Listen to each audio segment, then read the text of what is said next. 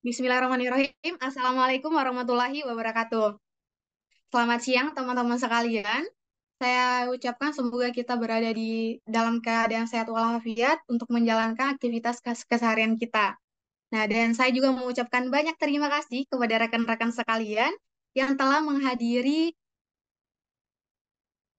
breakout room 2 ini dengan topik optimalisasi input pertanian. Nah, sebelum lanjut ya teman-teman, saya ingin mengingatkan kepada teman-teman untuk mari namanya sesuai dengan nama dan instansinya.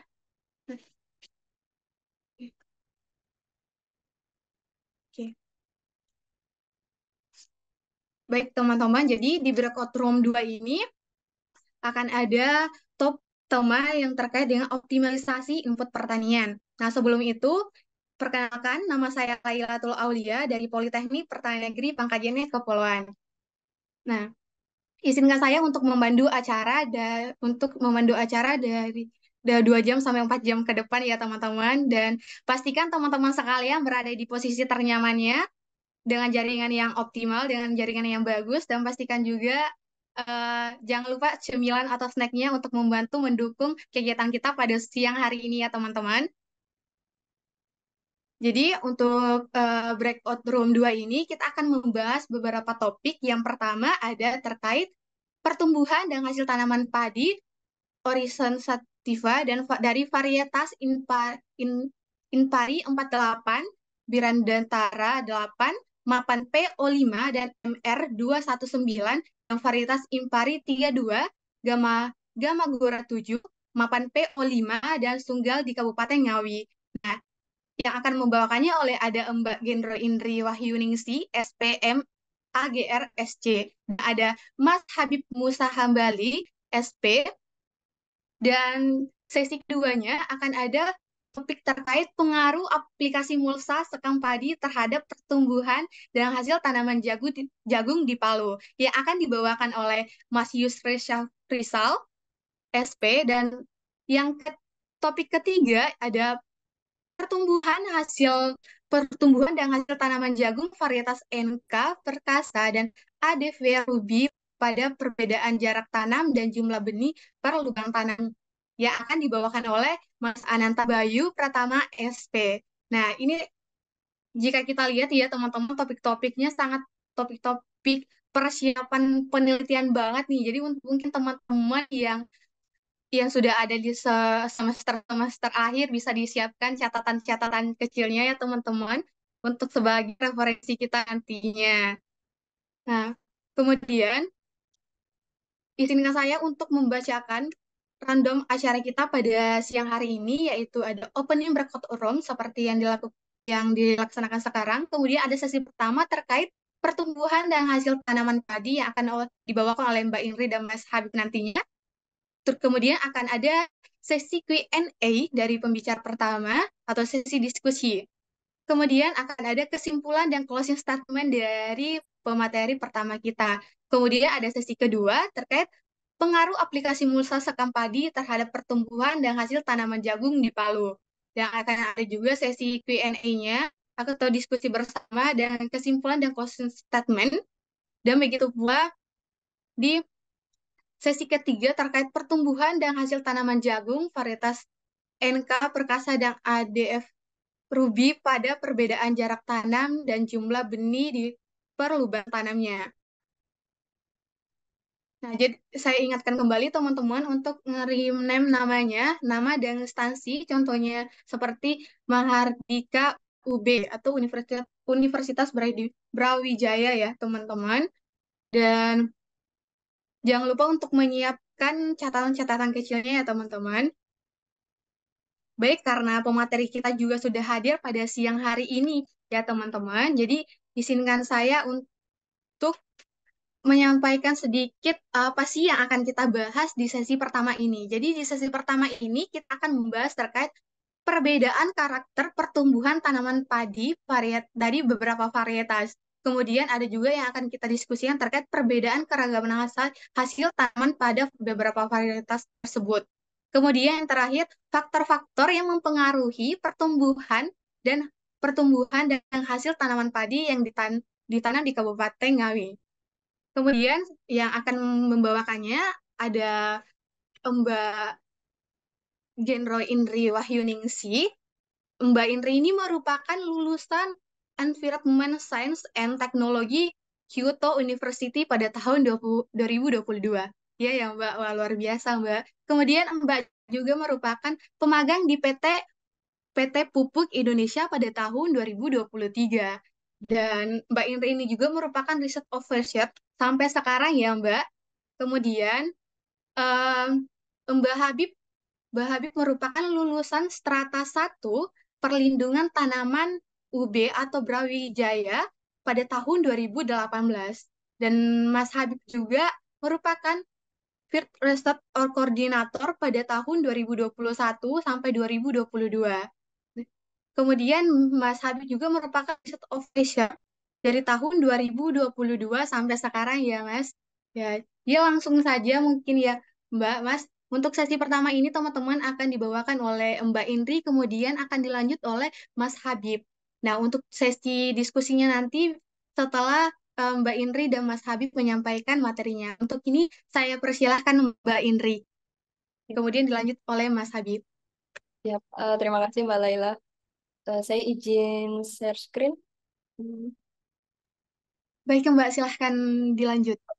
Baik. Iya, Ya, Bismillahirrahmanirrahim. Assalamualaikum warahmatullahi wabarakatuh. Selamat siang semuanya. Eh, Terima kasih atas waktu dan kesempatannya. Pada sesi kali ini saya akan menyampaikan terkait ini ya topik optimalisasi input pertanian dengan judul Pertumbuhan dan Hasil Tanaman Padi Oryza sativa varietas Inpari 48 Bridasara 8 Mapan P05 dan MR219 di Ngawi. Nah, ini untuk cycle pertama nanti saya akan menjelaskan. Kemudian untuk cycle yang kedua nanti akan dijelaskan oleh rekan saya, Mas Habib. Oke, untuk topik bahasan ini ada 5. Yang pertama adalah pendahuluan dan latar belakang penelitian. Kemudian yang kedua adalah tujuan dan pertanyaan penelitian. Kemudian yang ketiga adalah metodologi penelitian. Yang keempat adalah hasil dan pembahasan. Dan yang terakhir adalah kesimpulan dan saran. Oke, untuk pendahuluan dan latar belakang, seperti yang kita ketahui bahwa konsumsi beras di Indonesia ini mengalami peningkatan setiap tahunnya. Nah, akan tetapi jumlah produksi padi di Indonesia ini masih mengalami fluktuatif ya, bahkan sempat mengalami penurunan. Nah, ini merupakan salah satu challenge yang dihadapi oleh pemerintahan kita, di mana kita harus mencapai ketahanan pangan. Nah, untuk mencapai tujuan tersebut, ada beberapa cara yang bisa dilakukan. Salah satunya adalah peningkatan produktivitas padi. Menurut Suwarno 2010, ada 2 cara untuk meningkatkan produktivitas padi. Yang pertama adalah perluasan areal sawah dan pengelolaan tanaman secara terpadu. Untuk perluasan areal sawah sendiri, data dari Kementan itu menunjukkan bahwa sekitar 75 juta hektar eh, lahan itu berpotensi untuk dijadikan areal pertanian. Akan tetapi kebanyakan lahan tersebut berada di luar Pulau Jawa. Nah, sedangkan untuk di Pulau Jawa sendiri, ekstensifikasi pertanian ini agak susah dilakukan karena seperti yang kita ketahui bahwa ini ya lahan pertanian kita bahkan sudah diubah menjadi industri ataupun perumahan. Kemudian untuk cara yang kedua adalah pengelolaan tanaman secara terpadu. Ini ada beberapa cara juga. Nah, salah satunya adalah penggunaan varietas unggul baru.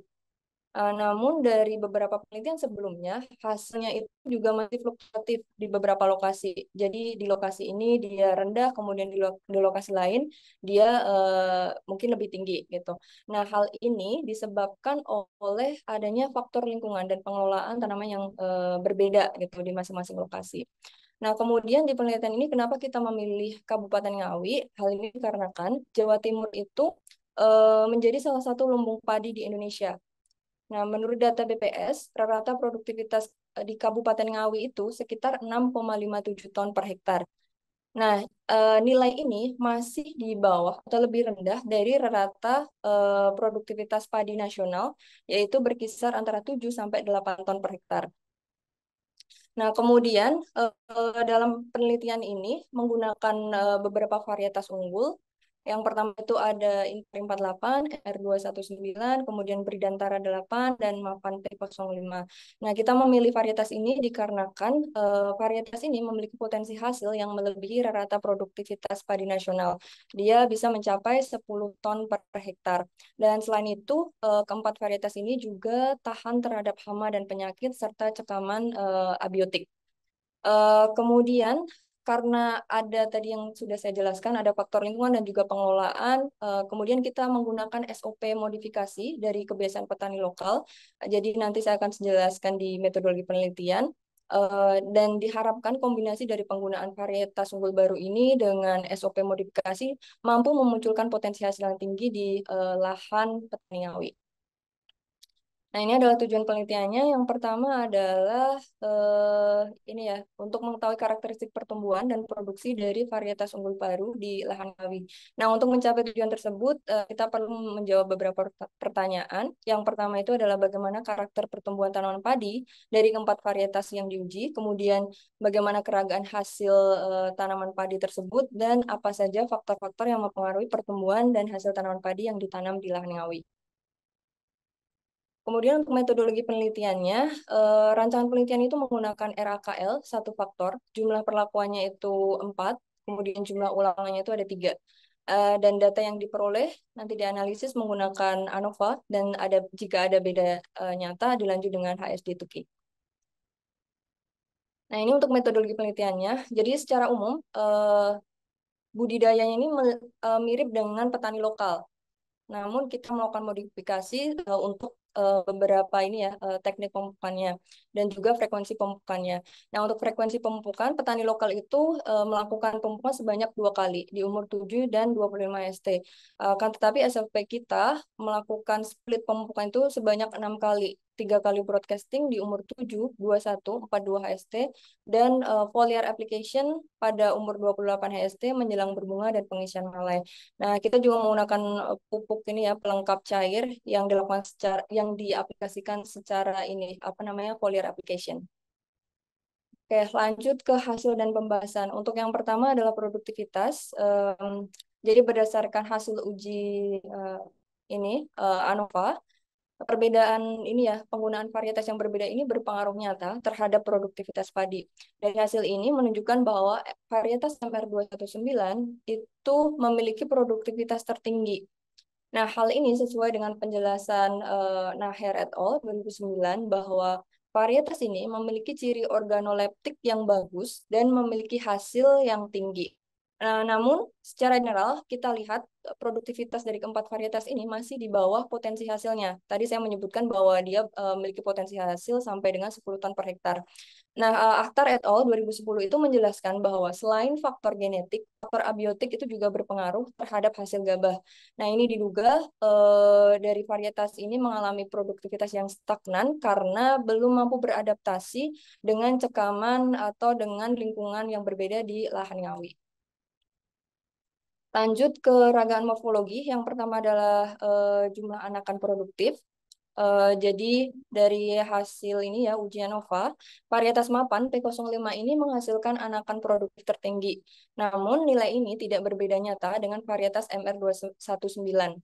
Nah, kedua varietas ini memiliki jumlah anakan generatif yang tergolong cukup banyak dibandingkan dengan dua varietas lainnya.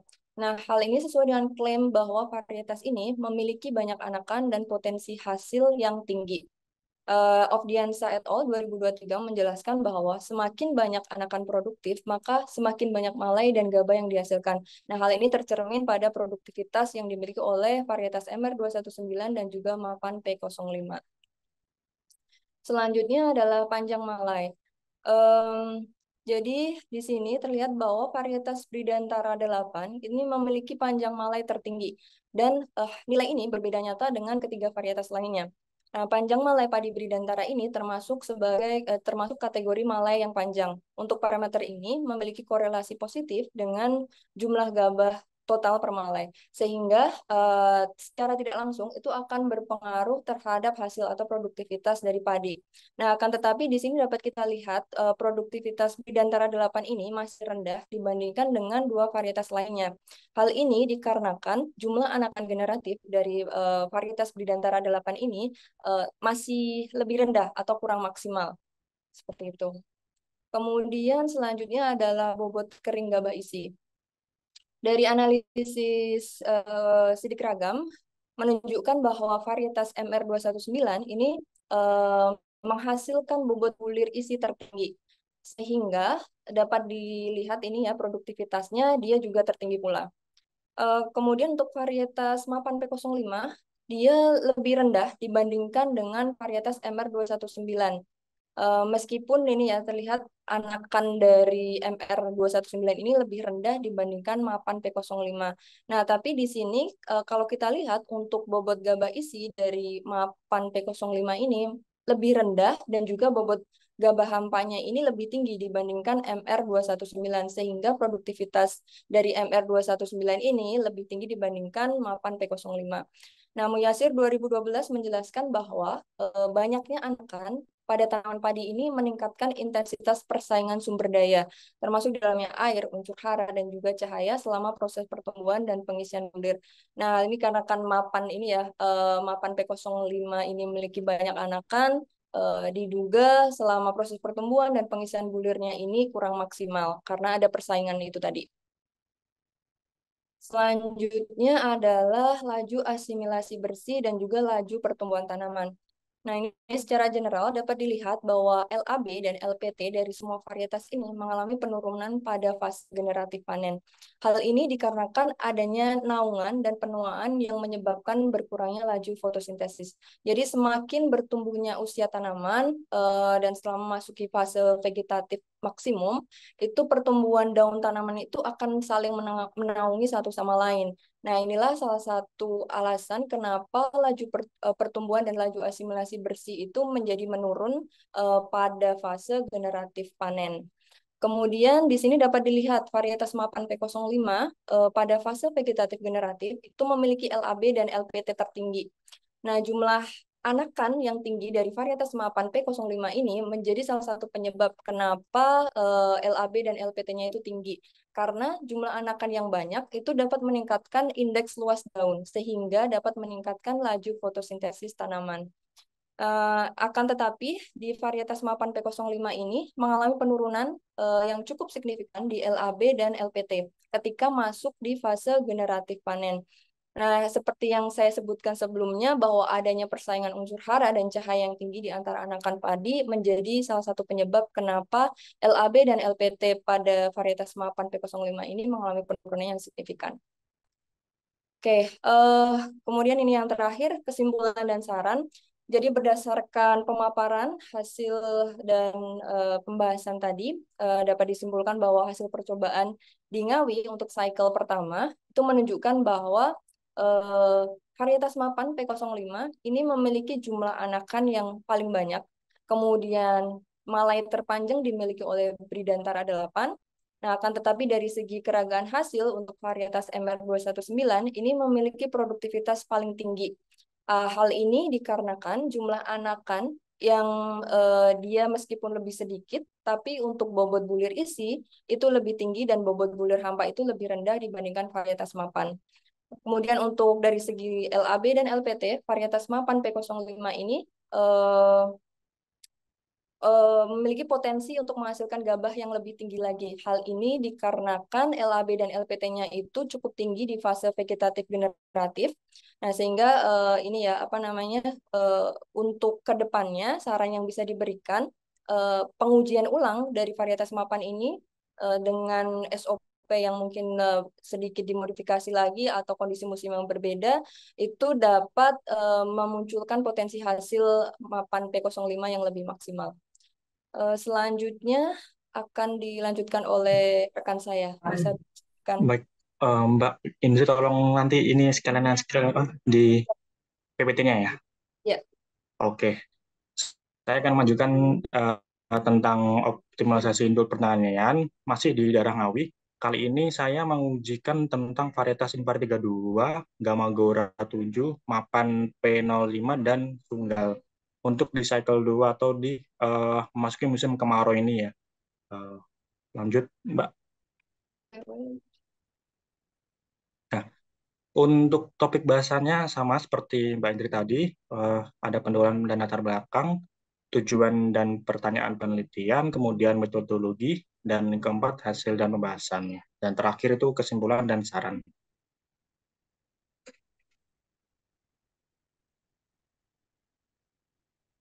Nah, untuk pendahuluan dan latar belakang, eh, padi merupakan satu komoditas dan sumber makanan pokok ya di Indonesia, terutama masyarakat Indonesia ini kan sering dan hampir setiap hari itu memakan karbohidrat mereka dari nasi. Kemudian didukung dengan melimpahnya lahan pertanian di Indonesia dan dikenal sebagai negara agraris.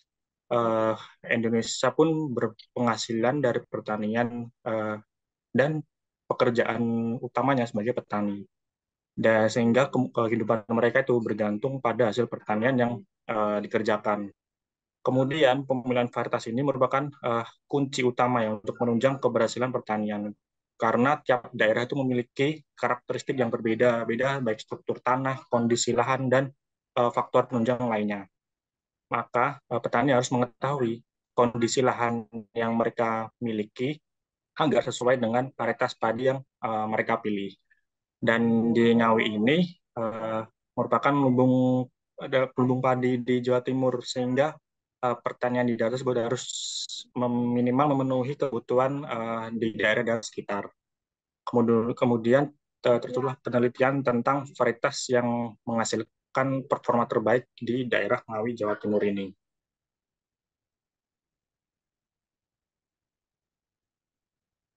Untuk tujuan dan pertanyaannya sama. Untuk tujuan ini untuk mengetahui karakteristik pertumbuhan padi beberapa varietas tadi seperti Sunggal, Impari, dan Mapan maupun Gamagora.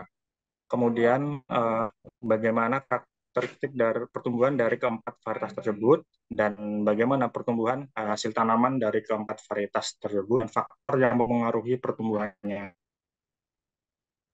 Kemudian Nah, untuk metodologi penelitiannya sama juga, kita menggunakan RAAKL dengan jumlah perlakuan 4 dan ulangan 3. Untuk kode perlakuannya kita bedakan itu ada di VP1 itu ini pari 32, VP2 ada Gamagora, dan VP3 ada Mapan P05, dan VP4 ada Sunggal. Kenapa kita memilih varietas-varietas tersebut? Karena tadi dari saran sebelumnya di cycle 1 oleh Mbak Indri, itu kan disebutkan untuk kita mencoba lagi Mapan, karena memang performanya sejauh ini yang paling baik. Kemudian untuk ketiga varietas yang lain, itu kita survei dengan petani-petani sekitar atau daerah Ngawi, padi-padi apa yang menghasilkan produktivitas yang tinggi, dan kita saring ada 3 varietas tertinggi yaitu Impari 32 dan Tunggal. Kemudian untuk yang Gamagora ini kita memang masih dalam tahap uji coba karena ini memang varietas baru dari produksi dari UGM. Next. Dan ini hasil dari riset cycle kedua untuk jumlah anakan generatif memang tidak berbeda nyata dari keempat varietas tersebut. Namun nilai tertinggi itu ada di Gamagora. Kemudian ada Sunggal yang memiliki nilai yang cukup tipis ya di sini. Kemudian untuk jumlah Malai itu Mapan memiliki perbedaan yang nyata dibanding ketiga varietas yang lain. Uh, untuk panjangnya juga, panjang Malai di sini Mapan yang paling tinggi ya angkanya daripada ketiga varietas yang lainnya. Karena memang dari karakteristik Mapan sendiri itu kan padi hibrida yang memiliki karakter padi Malai yang cukup panjang dibanding ketiga varietas yang kita uji cobakan yang lain.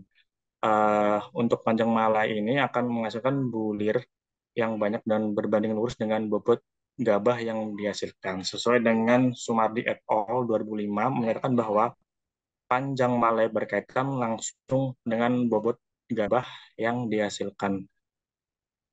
Untuk di sini bobot gabah total itu paling tinggi tetap di Gamagora karena memang berbanding lurus dengan jumlah anakan generatif ya yang paling tinggi.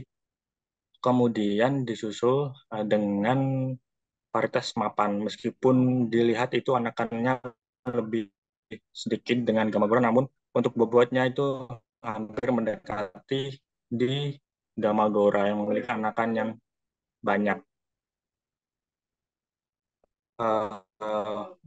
Menurut Kuswara dan Alit 2003 juga itu menyebutkan bahwa anakan dari bobot gabah tersebut.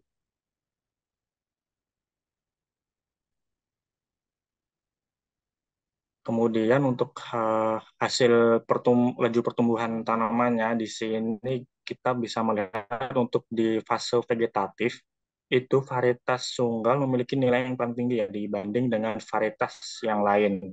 Uh, Kemudian untuk di fase generatif itu di Sunggal dan Gamagora yang memiliki nilai yang paling tinggi.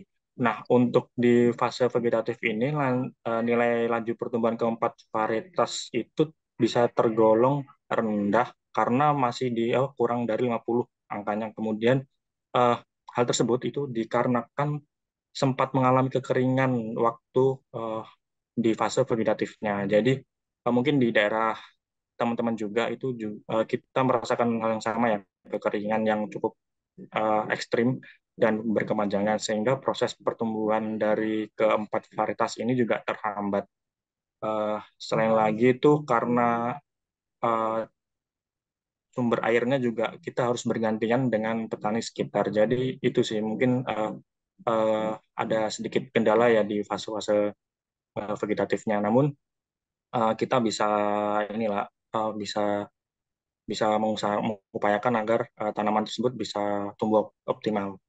Uh, dan sependapat juga dengan menurut Lisar et al. 2012, cekaman kekeringan ini yaitu menyebabkan penutupan stomata, penurunan laju fotosintesis, dan laju transpirasi, penyerapan dan translokasi unsur hara, penurunan pemanjangan sel, dan serta pengamatan pertumbuhan. Sehingga untuk laju pertumbuhannya bisa tergolong termasuk rendah ya. Mungkin itu Mbak. Next. Dan ini untuk tinggi tanaman dari keempat varietas tersebut itu untuk uh, dilihat secara visual itu memang tidak berbeda nyata ya. Sesuai dengan grafik di atas itu hampir-hampir mirip tingginya dari keempat varietas tersebut.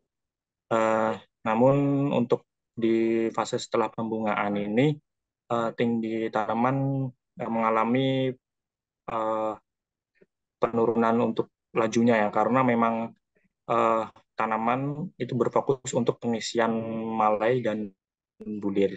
Sesuai dengan pendapat Abdullah et al. 2006 bahwa tanaman ketika masuk ke generatif itu mengalami perubahan tinggi atau relatif stabil karena memang hasil fotosintatnya digunakan untuk pertumbuhan di fase-fase generatif dan mendekati panen seperti pengisian bulir dan pematangan buah.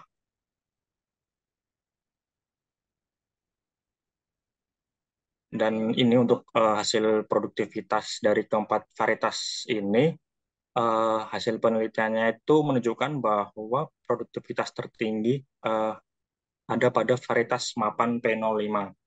Itu meskipun kita lihat sendiri perbedaannya juga tidak terlalu jauh antar keempat varietas ini, uh, namun nilai ini masih di bawah dari nilai potensi yang dimiliki oleh masing-masing varietas.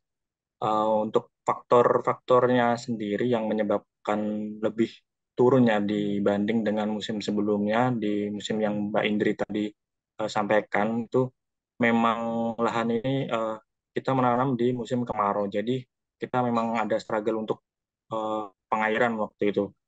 Kemudian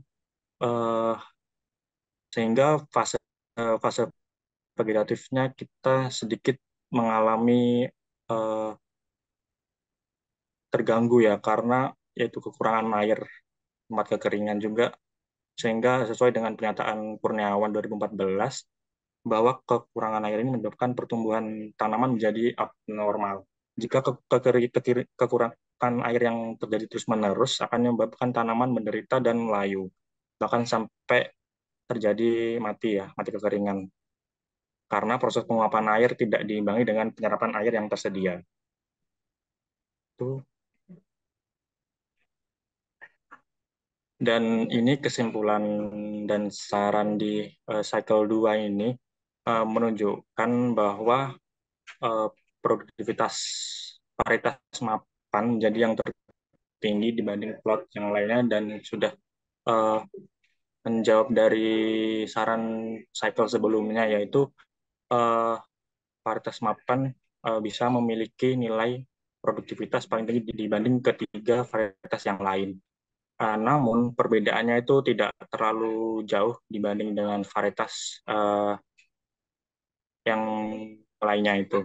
Kemudian kurang maksimalnya hasil percobaan ini dikarenakan pada fase vegetatif tadi sempat mengalami kekeringan, sehingga berikut merupakan faktor-faktor yang memengaruhi pertumbuhan tanaman ya. Kemudian di fase vegetatif tersebut itu merupakan fase yang krusial, di mana tanaman sangat membutuhkan air untuk proses pertumbuhan, perbanyakan anakan, pembungaan, dan pembentukan malai. Kemudian saran untuk percobaan selanjutnya itu perlu adanya memperhatikan keadaan lingkungan sekitar sebagai penunjang keberhasilan kita, dan perlu persiapan yang matang untuk menghadapi jika terjadi tekanan air yang ekstrim. Seperti kita ikuti tadi yang di pagi hari itu, kita membutuhkan semacam bendungan untuk irigasi uh, agar hasil kita lebih maksimal lagi untuk di musim-musim kemarau. Untuk selain itu juga pemilihan varietas ini sangat penting dalam melakukan percobaan sesuai dengan lingkungan dan musim agar hasil yang didapatkan juga lebih optimal dan maksimal. Mungkin itu yang bisa kami sampaikan. Saya kembalikan ke Mbak Lailatul ya. Ya baik, terima kasih Mas Habib dan Mbak Indri yang telah menyampaikan topik materinya pada siang hari ini. Jadi teman-teman ya yang ingin ya mungkin ada yang ingin ditanyakan, silahkan di raise hand atau mengetiknya di kolom komentar. Jika jaringan terkendala, boleh di kolom komentar atau room chat ya teman-teman. Bisa juga langsung raise hand ya teman-teman.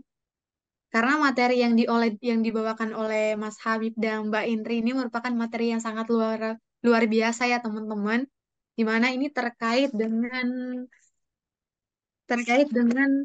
pertumbuhan dan hasil tanaman padi, khususnya yang ada di Kabupaten Ngawi. Ini teman-teman silahkan nih, mungkin ada yang ingin ditanyakan, ada yang ingin didiskusikan, silahkan boleh raise hand atau mengetiknya di kolom komentar.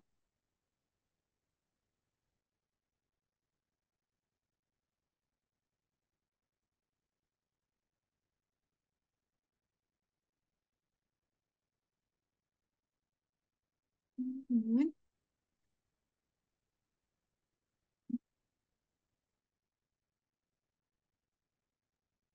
Oke teman-teman, mungkin ya ini mungkin ya, jika teman-teman belum belum mungkin belum ada yang ingin ditanyakan atau malu-malu, boleh langsung di chat saya pribadi boleh ya.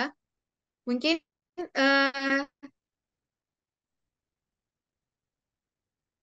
kalau gitu mungkin dari saya sendiri boleh nggak Mbak Indri dan Mas Habib nih? Boleh, boleh. Iya, karena kebetulan ya Mas, sebenarnya saya kan ada di komoditi perkebunan ya Mas dan Mbak. Nah, dan mendapatkan ilmu baru dari Mas Habib dan Mbak Indri kayak wah luar biasa gitu. Dan saya ternyata baru tahu loh Mbak dan Mas, ternyata padi juga ada semacam varietas-varietasnya ya Mbak dan Mas. Karena saya taunya, karena saya di basicnya kemarin di perkebunan ya, jadi saya taunya ya di perkebunan ya ada varietas-varietasnya kayak kopi, varietas Sigara Ruta misalnya, dan ada klon-klon yang lainnya mungkin. Nah, mungkin yang ingin saya tanyakan ini sih, Mbak. Karena kan tadi juga dijelaskan bahwa terkendala oleh cekaman kekeringan kita pada saat sekarang ini. Kita lihat juga bahwa kita memang ada di fase di mana kekeringan di mana-mana ya. Nah, mungkin yang cocoknya ini, Mbak, untuk varietas yang sebenarnya yang cocok direkomendasikan untuk yang tahan akan terhadap kekeringan. Apakah ada varietas yang cocok untuk ditanam untuk misal di lahan yang agak kering atau agak lahan yang sedikit lembab gitu, misalnya Mbak Damas. Mungkin itu dari saya ya. Mbak Damas, untuk mengisi, barangkali ada teman-teman yang ingin bertanya juga, menyusun pertanyaannya. Ya, mungkin saya coba aja nanti Mas Habib bisa Iya. Ya, siap. Jadi kalau untuk varietas unggul baru sendiri ya Mbak Laila sebenarnya udah ini. Jadi ada potensi juga selain dari produktivitasnya dia lebih tinggi dibandingkan dengan varietas yang biasa. Untuk varietas unggul baru ini dia sebenarnya juga beberapa itu tahan terhadap kekeringan gitu. Juga tahan terhadap hama dan penyakit.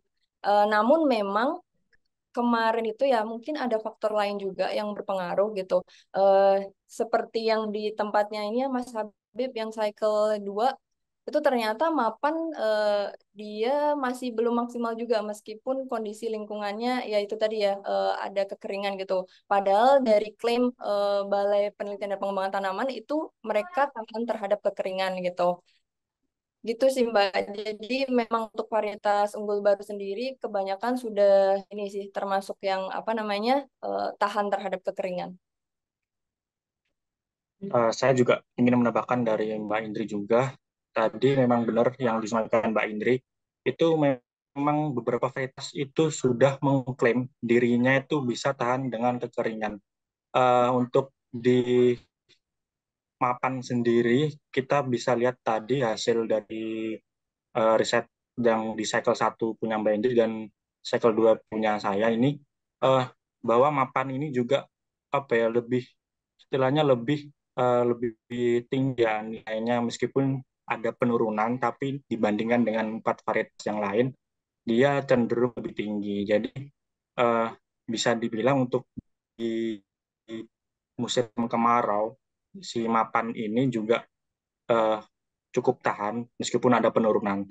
Oh, maaf. Kemudian kemarin juga itu di Gamagoranya, Gamagora itu kan varietas baru Mbak, jadi belum ada di pasaran. Nah, dari pihak UGM itu juga mereka ngeklaim di varietas Gamagora ini juga tahan kekeringan dan bisa dilihat juga kemarin alhamdulillahnya juga bisa tahan sih meskipun kita sempat mengalami sekitar 5 hari itu kita nggak ada air di fase vegetatif itu sih Mbak. Oke, baik. Terima kasih ya, Mbak Damas Habib. Oh, jadi ternyata udah ada varietas yang sudah dipasarkan juga berarti ya, Mbak Damas. Seperti mapan P05 tadi, yang yang katanya sudah tahan akan kekeringan, cuma masih dalam ini ya, Mbak Damas tadi. Hmm, Dan ada pula si Gamagora, yang katanya udah ini juga, tapi masih dalam uji. Iya, ya, Mbak Betul. Damas. Oh, iya. Oh, berarti yang si mapan ini udah ada di petani berarti ya, Mbak Mas. Kalau mapan ini sudah dikomersilkan, Mbak. Oh, iya ya. Wah, luar biasa ternyata ya.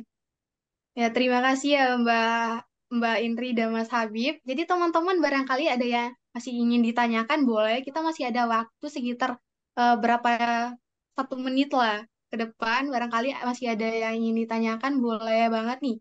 Apalagi teman-teman yang mungkin ada di semester akhir nih, ada yang ingin ditanyakan mungkin gimana sih kemarin pada saat penelitiannya Mbak dan Mas Habib ini,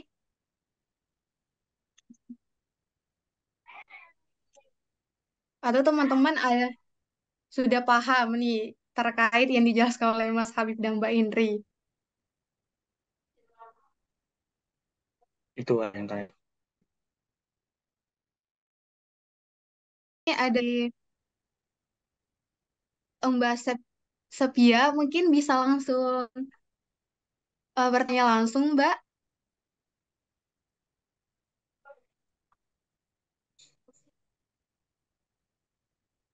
Em, ya, Ya, permisi. silahkan. Ya, silahkan, Mbak. Ya, mohon maaf izin tidak menghidupkan kamera karena masih belum memungkinkan. Oh ya, Saya ingin bertanya, tadi di hasil dari pembahasan itu kan ada dituliskan bahwa kekurangan air dapat menyebabkan pertumbuhan tanaman menjadi abnormal, bahkan bisa layu dan mati. Nah, pertanyaan saya tuh ciri-ciri tanaman kekurangan air atau cekaman kekeringan itu selain mungkin sebelum layu atau sesudah layu itu, apakah ada ciri-ciri yang lain, Kak? Misal dari daunnya atau dari yang lainnya. Terima kasih. Baik, oke. Iya, oke. Terima kasih Mbak Sepia. Saya persilakan Mas Habib dan Mbak Indri untuk menjawab pertanyaan dari Mbak Sepia. Saya persilakan Mbak, Mas.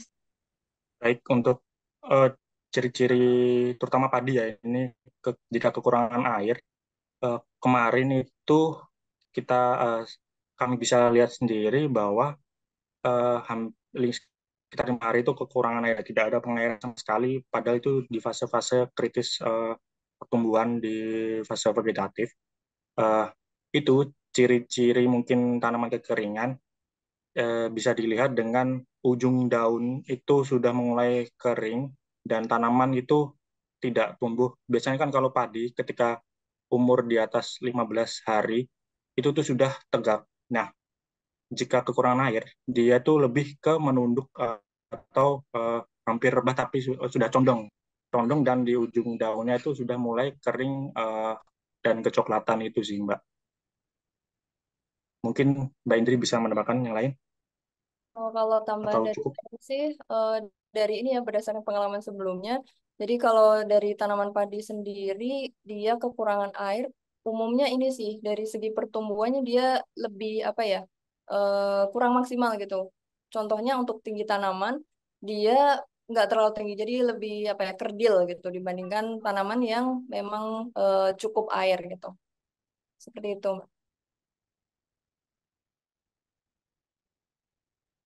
Oke, terima kasih Mas Habib dan Mbak Indri. Saya kembalikan ke Mbak Sepia. Gimana Mbak? Apa sudah terjawab atau masih Ya, kurang nih?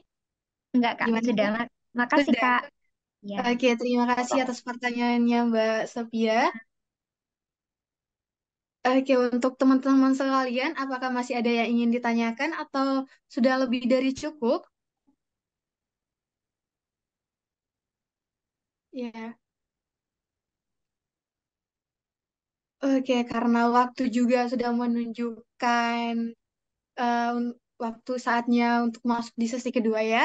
Jadi untuk di sesi pertama ini mungkin bisa kita katakan bahwa untuk varietas yang tahan akan cekaman kekeringan itu udah ada varietas mapan P05 dan ada pun varietas Sigama Gorang, tapi ini masih tahap penelitian ya, Mas dan Mbak.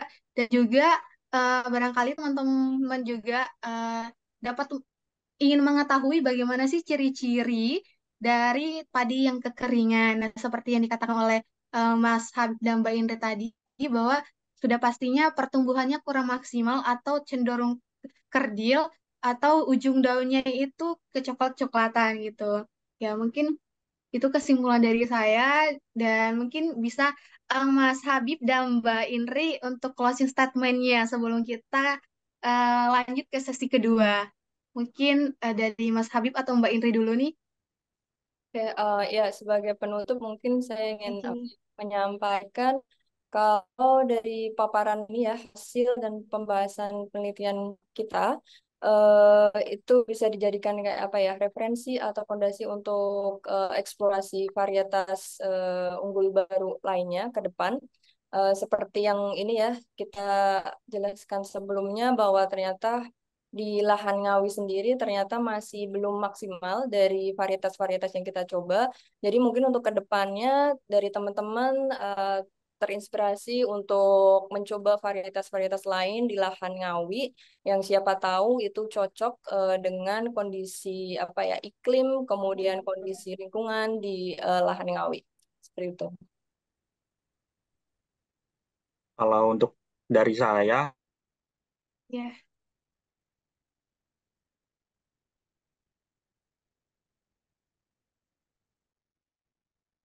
memilih varietas di lahan di lingkungan teman-teman berada itu eh, pemilihan varietas itu sangat penting. Jadi eh, dilihat dulu kondisi tanah, lingkungan sekitar, ada nggak pengairan, kemudian hamanya apa yang paling banyak, kemudian penyakitnya apa yang paling banyak, itu bisa teman-teman cari di mungkin di Google atau di produk-produk eh, dari beberapa perusahaan itu apa saja yang bisa tahan penyakit, tahan hama ini, kemudian ada varietas juga yang tahan kekeringan atau tahan rebah di musim hujan mungkin.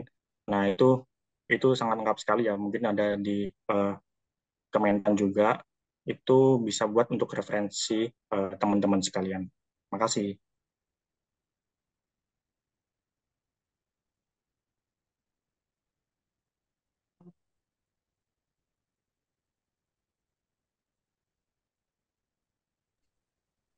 Oke, baik. Terima kasih Mas Habib dan Mbak Indri atas closing statement-nya. Ingin mengetahui varietas apa yang cocok untuk lahan, langsung ke tokonya ya untuk mengetahui. Karena baik, kita langsung saja ya teman-teman. Tapi sebelum kita lanjut nih, teman-teman masih bersemangat kah untuk sesi selanjutnya nih? Ya bolehlah di kolom kolom chat teman-teman angka 1 gitu, biar kita tahu semangatnya teman-teman sudah sampai mana energinya, apakah masih mempunyai semangat untuk mengikuti sesi ini.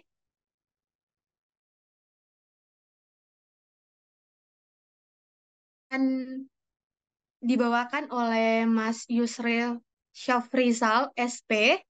Eh, Mas, apa sudah siap, Mas? Boleh dites suara dulu, Mas. Kasih. Insya Allah siap.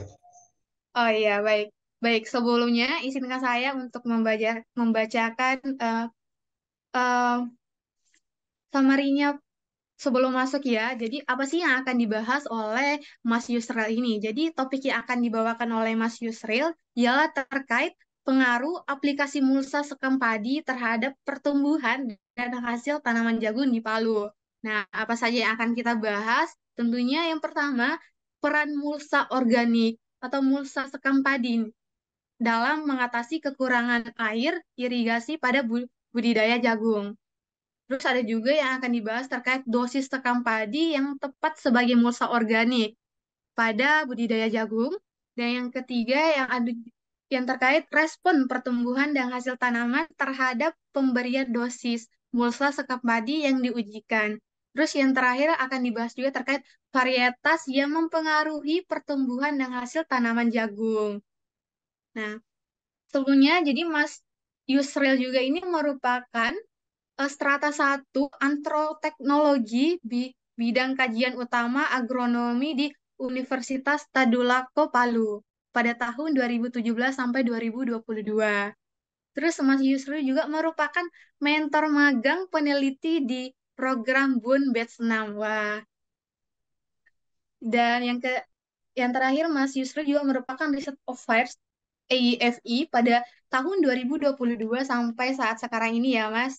Wah, luar biasa, Mas. Oke, tanpa berlama-lama, saya persilahkan Mas Yusril untuk langsung memaparkan topik yang akan dibahas pada siang hari ini. Dan ini saya persilahkan, Mas. Izin share screen ya sebelumnya, Mbak. Iya, silahkan, Mas.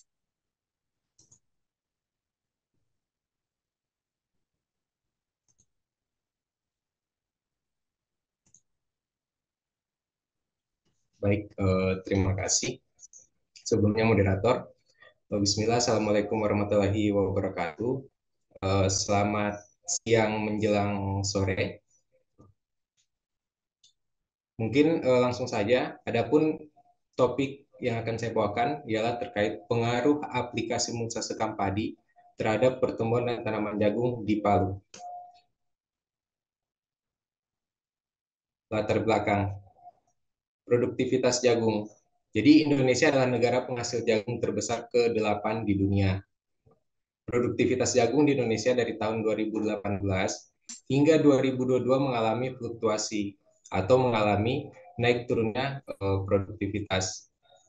Produktivitas jagung nasional tahun 2023 itu sebesar 5,7 ton per hektar. Akan tetapi masih kalah dengan Vietnam.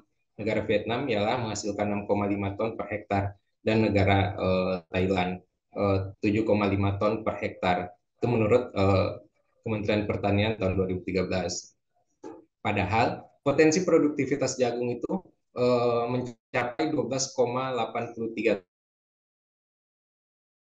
menurut penelitian dari Aristia dan Samijan tahun 2022.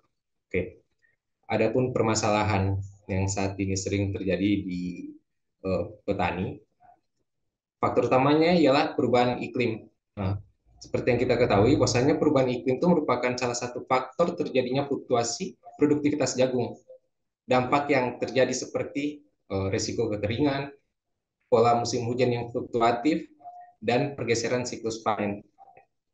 Apalagi perubahan iklim, terutama kekeringan itu ya, itu dapat mengganggu siklus fotosintesis. Nah, di mana ketiadaan air itu dapat menghentikan pembelahan dan pembesaran sel sehingga tanaman itu akan menjadi lebih kerdil seperti itu. Jadi apa upaya untuk menangani masalah itu? Nah, itu menggunakan mulsa organik dengan memanfaatkan mulsa organik ialah sekam padi. Mulsa organik adalah salah satu strategi untuk mengatasi tekanan air akibat kekeringan. Menerapkan mulsa sekam padi sebagai mulsa organik dapat meningkatkan kapasitas penampung air, C organik, ketersediaan P dan K, serta kapasitas tukar kation. Itu.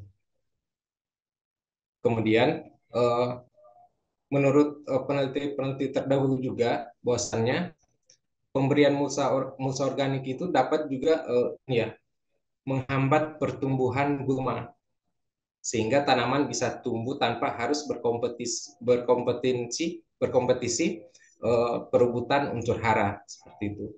Adapun tujuan dari penelitian ini ialah untuk mengetahui dosis mulsa sekam padi yang optimal untuk pertumbuhan dan hasil tanaman jagung.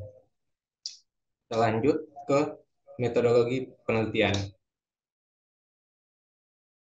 Adapun lokasi penelitian ialah di Balai Pelaksana Penyuluhan BPP Simou di Desa Labuan Toposo, Kecamatan Labuan, Kabupaten Donggala, Provinsi Sulawesi Tengah, yang terletak pada ketinggian kurang lebih 131 meter di atas permukaan laut. Waktu penelitian itu pada saat bulan Maret hingga bulan Juli 2023. Adapun bahan-bahan yang digunakan agar input pendukung dalam penelitian ialah berupa herbisida pratumbuh, itu kemudian ada benih NK Super, kemudian pupuk NPK Mutiara, pupuk urea, pupuk MKP, kemudian ada ZPT L-Top dan Mycorrhiza, dan juga sekam padi untuk sebagai perlakuannya. Dan yang terakhir ialah insektisida. Kemudian dalam rancangan penelitian yang digunakan itu menggunakan rancangan acak kelompok lengkap atau yang biasa disebut RAKL.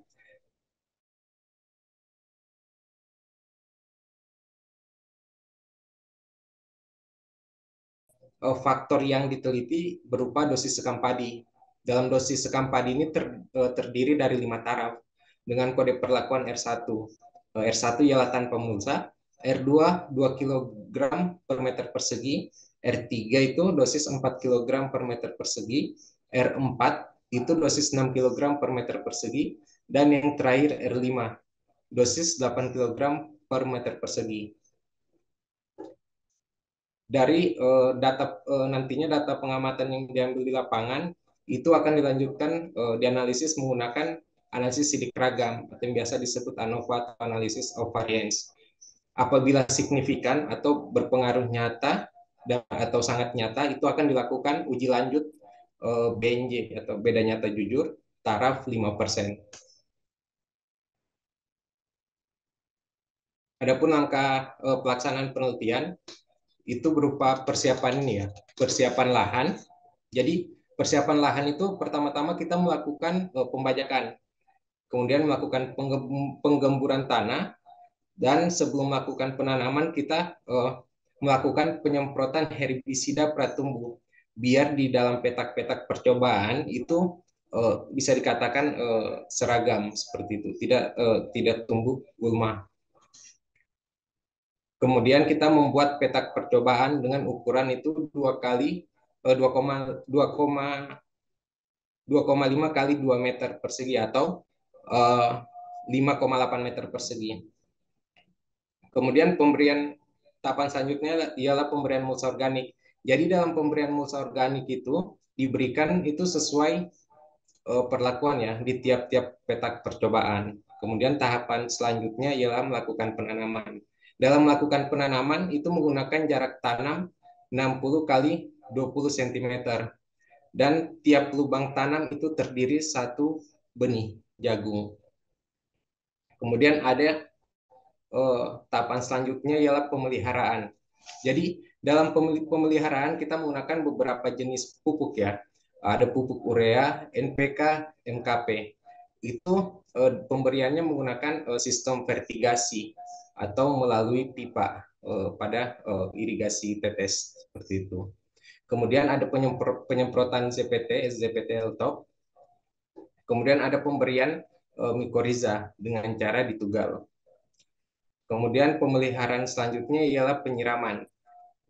Jadi dalam penelitian kali ini kami melakukan penyiraman itu menggunakan sistem irigasi tetes atau drip irrigation.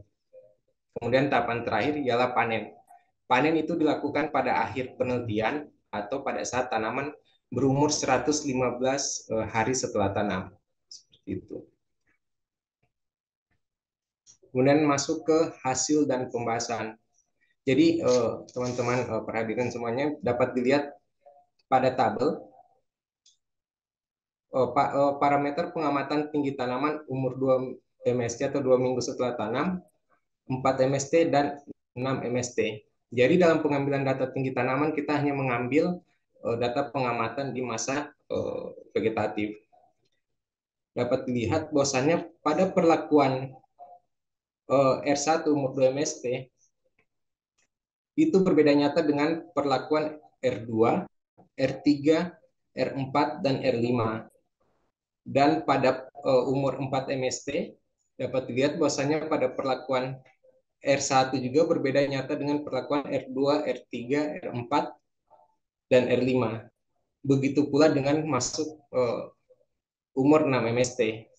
Akan tetapi pada perlakuan tinggi tanaman umur 2, 4, dan 6 MST pada perlakuan R2 itu tidak berbeda nyata dengan perlakuan R3, R4, dan R5. Dan dapat dilihat juga dari data tersebut bahwasanya pada perlakuan R4 atau dosis 6 kg per meter persegi itu menghasilkan nilai rata-rata tertinggi parameter tinggi tanaman di umur 2, 4, dan 6 minggu setelah tanam. Nah, hal ini sesuai dengan penelitian sebelumnya ialah penelitian Rianto et al. Tahun 2023 yang menyatakan bahwa sekam padi dapat meningkatkan pertumbuhan jagung daripada tanpa mulsa sekam padi. Aplikasi mulsa sekam padi dapat menurunkan suhu tanah. Hal ini dikarenakan bahan mulsa membatasi jumlah radiasi yang mencapai permukaan tanah karena memiliki albedo yang lebih tinggi dan konduktivitas suhu yang lebih rendah daripada tanah tanpa mulsa. Selanjutnya, data jumlah daun dengan satuan helai umur 2, 4, dan 6 MST. Pada umur 2 MST, secara analisis ini ya, sidik ragam ternyata dia tidak berpengaruh nyata atau tidak signifikan. Akan tetapi pada saat masuk umur 4 dan umur 6 MST itu ternyata berpengaruh signifikan.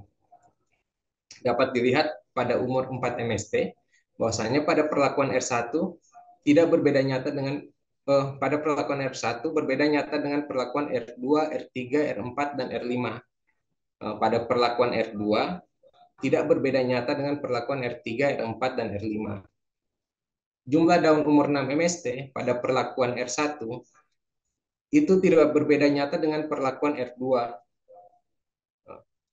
Akan tetapi pada perlakuan R1 berbeda nyata dengan perlakuan R3, R4, dan R5. Pada perlakuan R2 itu tidak berbeda nyata dengan perlakuan R3, R4, dan R5.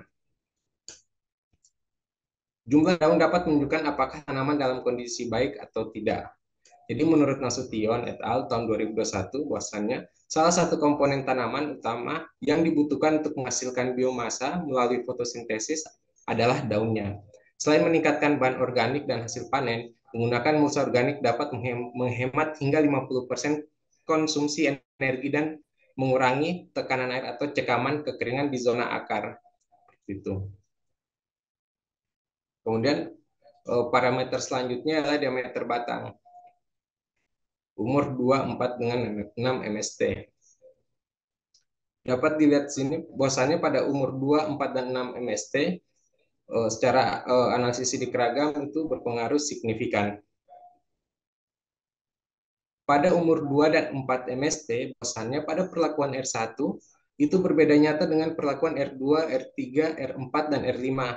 Akan tetapi pada perlakuan R2 itu tidak berbeda nyata dengan perlakuan R3, R4, dan R5. Selanjutnya pada diameter batang umur 6 MST, pada perlakuan R1 itu tidak berbeda nyata dengan perlakuan R2 dan R3. Akan tetapi perlakuan R1 berbeda nyata dengan perlakuan R4 dan R5. Pada perlakuan R3 itu tidak berbeda nyata dengan perlakuan R4 dan R5. Jadi dapat dilihat juga bahwasanya nilai rata-rata tertinggi pada parameter diameter batang entah umur 2, 4, dan 6 itu terdapat pada perlakuan R4 atau dosis 6 kg per meter persegi. Jadi menurut Sharma et al. 2023, aplikasi sekam sebagai mulsa organik padi meningkatkan diameter batang jagung selama fase pertumbuhan tanaman dibandingkan tanpa mulsa sekam padi.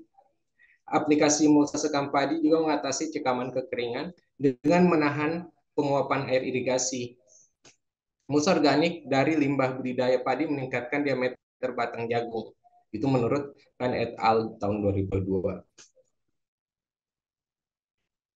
Kemudian masuk ke parameter selanjutnya ialah berat kering tanaman satuan gram. Jadi berat kering tanaman itu berupa akar, batang, dan daun. Dapat dilihat bahwasannya pada perlakuan R1 tidak berbeda nyata dengan perlakuan R2. Akan tetapi pada perlakuan R1 berbeda nyata dengan perlakuan R3, R4, dan R5.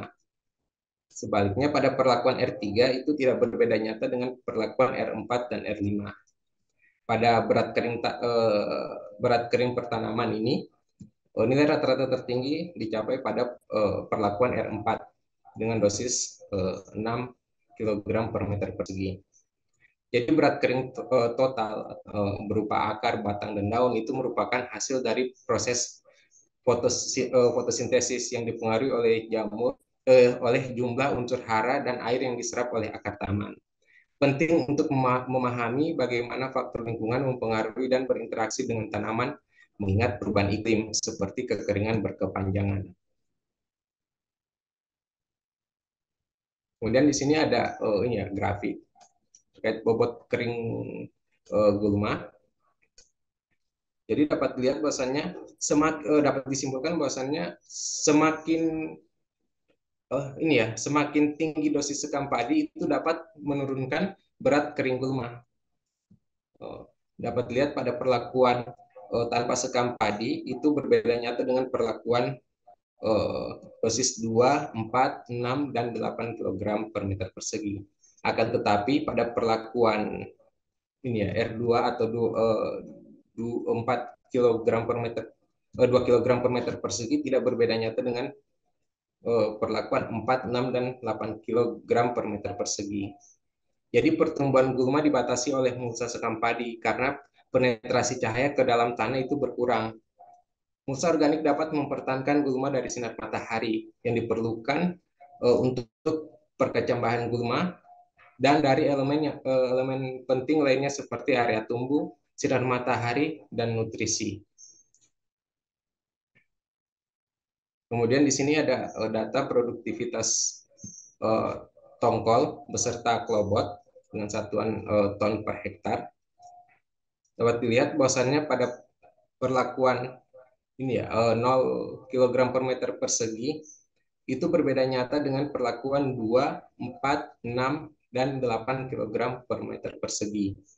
Sedangkan pada perlakuan 2 kg per meter persegi tidak berbeda nyata dengan perlakuan 4, 6, dan 8 kg meter persegi. Dari hasil produktivitas jagung, tongkol beserta klobot ini, itu nilai rata-rata tertinggi didapatkan pada perlakuan 6 kg per meter persegi, walaupun tidak berbeda secara signifikan ya, dengan perlakuan 8, 4, dan 2 kg per meter persegi. Jadi hasil produktivitas tongkol beserta klobot berbanding lurus dengan pertumbuhan tanaman. Dari pertumbuhan yang optimal itu menghasilkan produktivitas tongkol beserta klobot per hektar yang tertinggi. Hasil ini menunjukkan bahwa mulsa organik dapat mempengaruhi lingkungan dengan mempertahankan kelembaban tanah dan menekan pertumbuhan gulma. Berkurangnya persaingan antar gulma dan tanaman menghasilkan pertumbuhan tanaman yang lebih baik dan hasil yang lebih tinggi. Kesimpulan, bahwasannya pemberian mulsa sekam padi memberikan hasil terbaik terhadap pertumbuhan dan hasil tanaman jagung dibandingkan dengan perlakuan tanpa mulsa sekam padi. Kemudian pertumbuhan dan hasil rata-rata tertinggi cenderung terdapat pada perlakuan dosis 6 kg per meter persegi atau dengan kode perlakuan itu R4. Walau tidak berbeda secara nyata ya, tidak berbeda secara nyata atau signifikan dengan perlakuan dosis 2, 4, dan 8 kg per meter persegi. Semakin tinggi dosis mulsa sekam padi, maka semakin menekan pertumbuhan gulma. Yang tadi dapat dilihat pada variabel pengamatan berat kering gulma. Sekian dan terima kasih. Saya kembalikan kepada moderator. Baik, terima kasih Mas Yusril atas materi yang disampaikan oleh Mas Yusril terkait pengaruh aplikasi mulsa sekam padi terhadap pertumbuhan dan hasil tanaman jagung, khususnya yang ada di Palu ya, Mas Yusril. Nah, ini merupakan ilmu baru juga sih bagi saya, Mas. Ternyata peran mulsa sekam padi itu sangat penting ya bagi pertumbuhan tanaman jagung. Jadi barangkali teman-teman sekalian ada yang ingin ditanyakan atau mungkin ada yang kurang jelas dan atau ada yang juga punya punya tanaman jagungnya nih di rumah atau mempunyai masalah dengan eh, seperti yang disampaikan oleh Mas Yusril tadi bisa ditanyakan ya teman-teman baik langsung raise hand atau diketik di kolom chat. Boleh saya persilahkan teman-teman. Barangkali ada yang ingin ditanyakan, boleh langsung. Sekarang kita ada waktu kok untuk diskusi bersama juga. Apalagi terutama teman-teman yang mungkin udah berada di semester akhir, dari lagi sibuk-sibuknya juga penelitian, mungkin skripsian, boleh teman-teman barangkali ada pas banget nih materinya Mas Yusril dengan penelitiannya teman-teman. Nah, boleh banget ditanyakan nih teman-teman. Apa mungkin dari segi metodenya yang ditanyakan atau apapun itu, boleh teman-teman.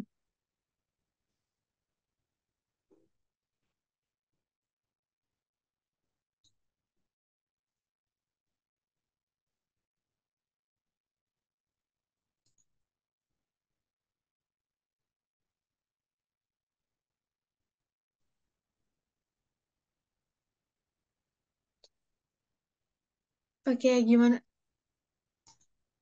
Oke, oh dari Mas Habib ya. Oke, bisa langsung Mas. Mungkin. Oh iya, Silahkan ini Mas. saya mau Oke. nanya sih tadi ada tiba-tiba ingin bertanya itu Mas Iya. Yusril itu tadi sekamnya kan ada 4 ini ya apa 4 perlakuan.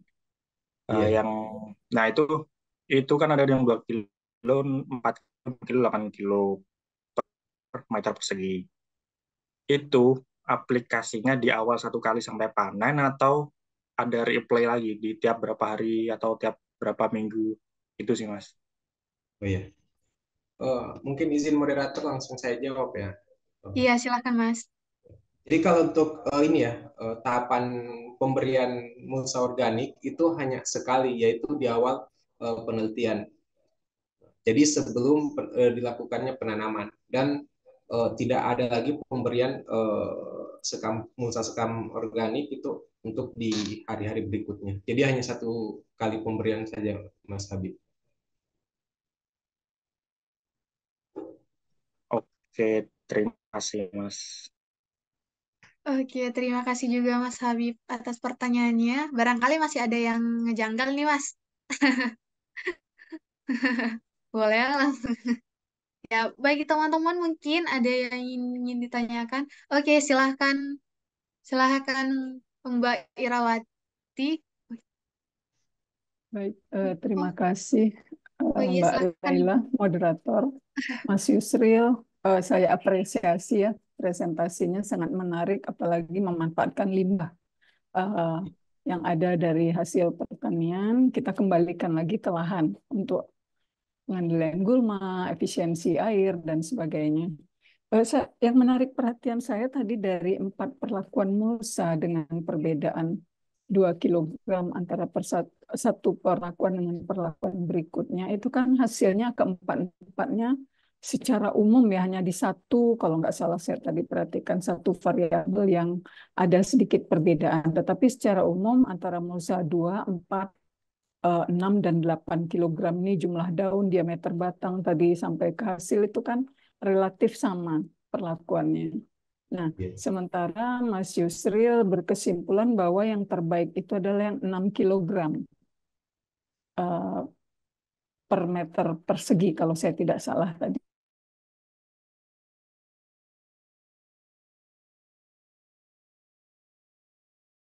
Dayanya itu kan artinya gini, itu bisa kita aplikasikan kalau di sekitar area lahan tadi banyak limbah sekam padi.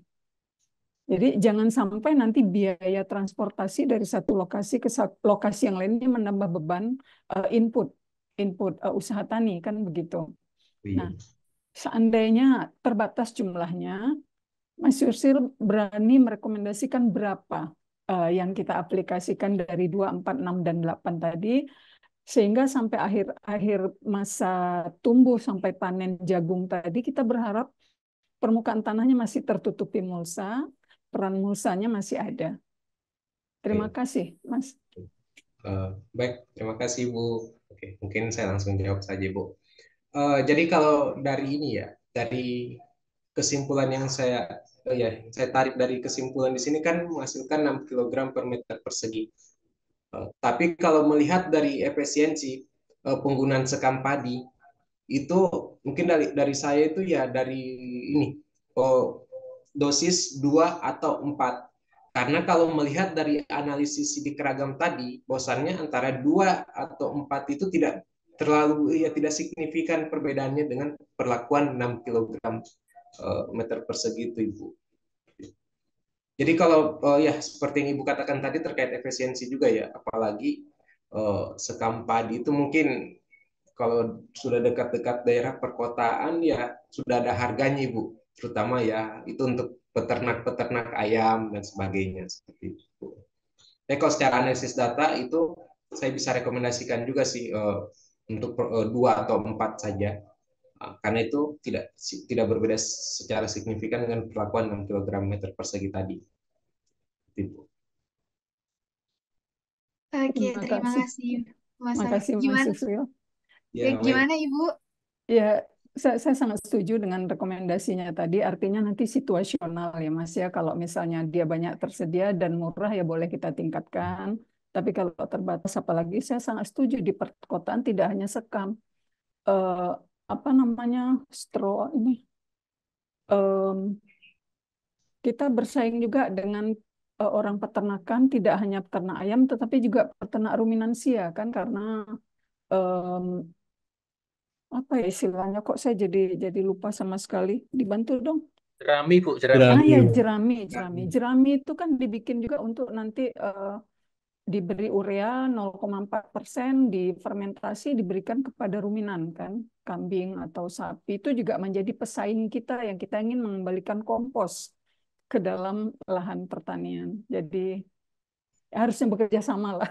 Iya. Tapi menarik penelitiannya Mas Yusril. Terima kasih sudah memaparkan. Terima kasih Mbak Laila. Baik, Ibu, terima Terima kasih. kasih juga Ibu atas pertanyaannya. Oke, barangkali masih ada yang ingin ditanyakan teman-teman. Boleh langsung raise hand atau di kolom chat. Karena seperti yang dikatakan Ibu Irawati juga tadi bahwa topik yang dipaparkan oleh Mas Yusril sangat ya sama dengan topik-topik yang lainnya. Ini merupakan topik-topik yang sangat menarik, cocok banget untuk kita yang ada di semester akhir untuk persiapan skripsi. Baik, teman-teman, barangkali ya masih ada yang ingin ditanyakan mungkin. Silahkan, teman-teman.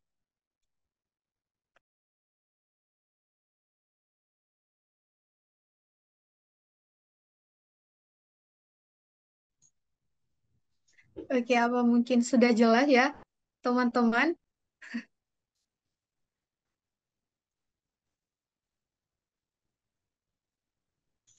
Oke, baik. Mungkin teman-teman ngerasa udah jelas ya Mas Yusril atas penyampaiannya tadi bahwa yang dikatakan Mas Yusril sebenarnya mulsa sekam padi organik ini sangat direkomendasi terkhususnya orang eh, orang yang ada di perkotaan gitu ya, Mas.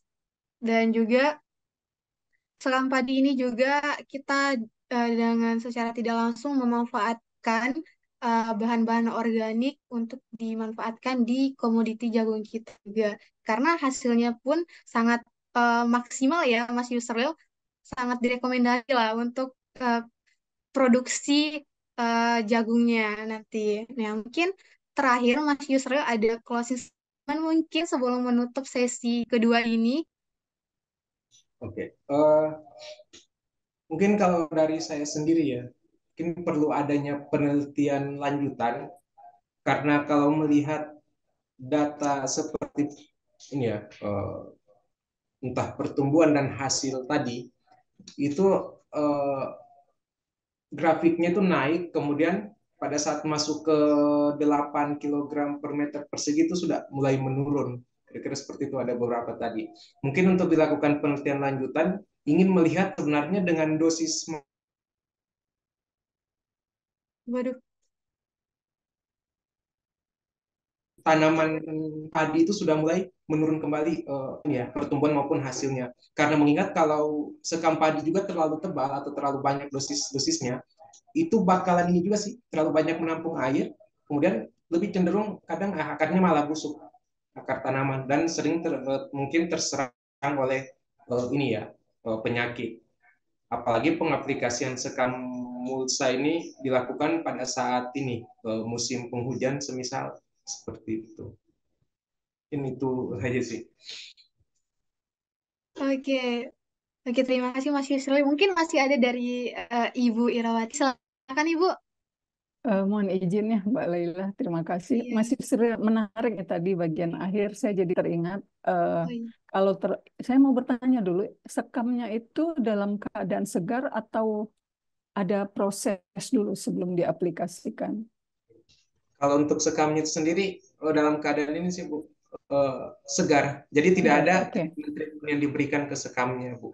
Oke, artinya mungkin bisa menjawab pertanyaan yang muncul pada saya belakang bagian terakhir ini. Karena kalau terlalu tebal tadi kan saya sangat setuju, mungkin dia akan menahan air yang lebih banyak, bisa menyebabkan kelembaban tinggi, memfasilitasi pertumbuhan jamur mungkin dan bakteri ya, patogen. Tetapi sisi lain dari aspek gulma, bahwa sekam padi yang segar ini dalam proses dekomposisi di alam, dia juga mengeluarkan senyawa alelokimia. Jadi fenomena alelopati, mungkin kalau belajar gulma, Ingat itu salah satu topik ya. Jadi ada beberapa penelitian dari Korea Selatan itu memang katanya sekam padi itu ada senyawa tertentu yang dikeluarkan ketika mengalami dekomposisi. Jadi hanya tambahan insight saja bagi Mas Yusril. Nanti kalau tertarik penelitian selanjutnya mungkin aspek itu bisa dikaji.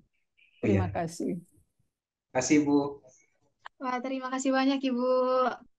Menjadi ilmu baru juga bagi saya pribadi.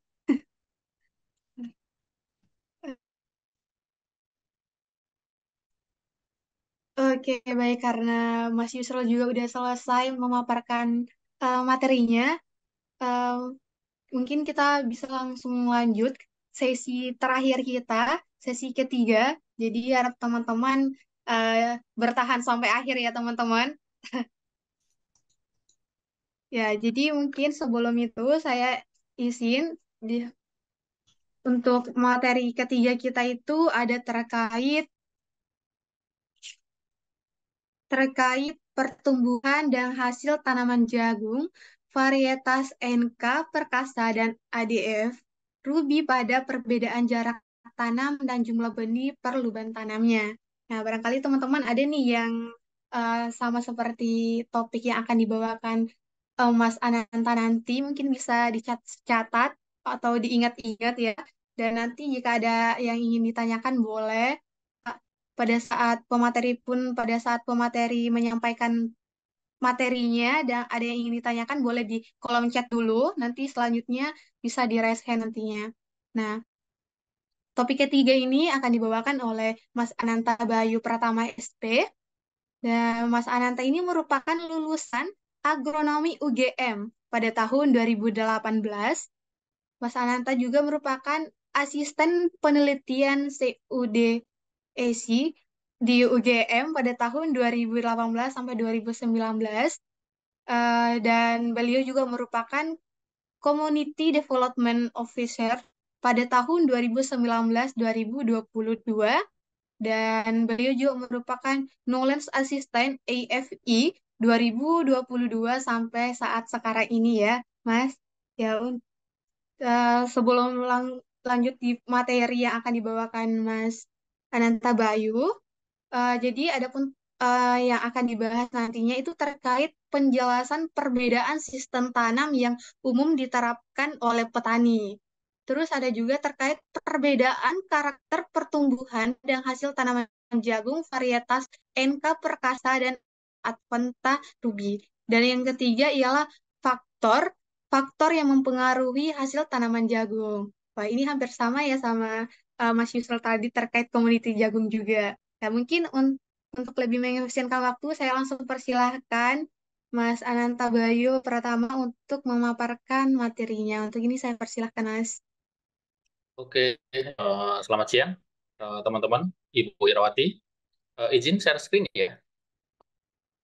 Iya, silahkan.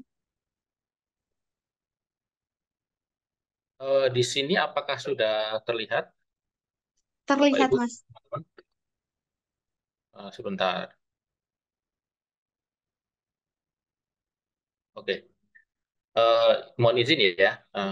Dalam kesempatan kali ini, perkenalkan saya Ananta Bayu Pratama.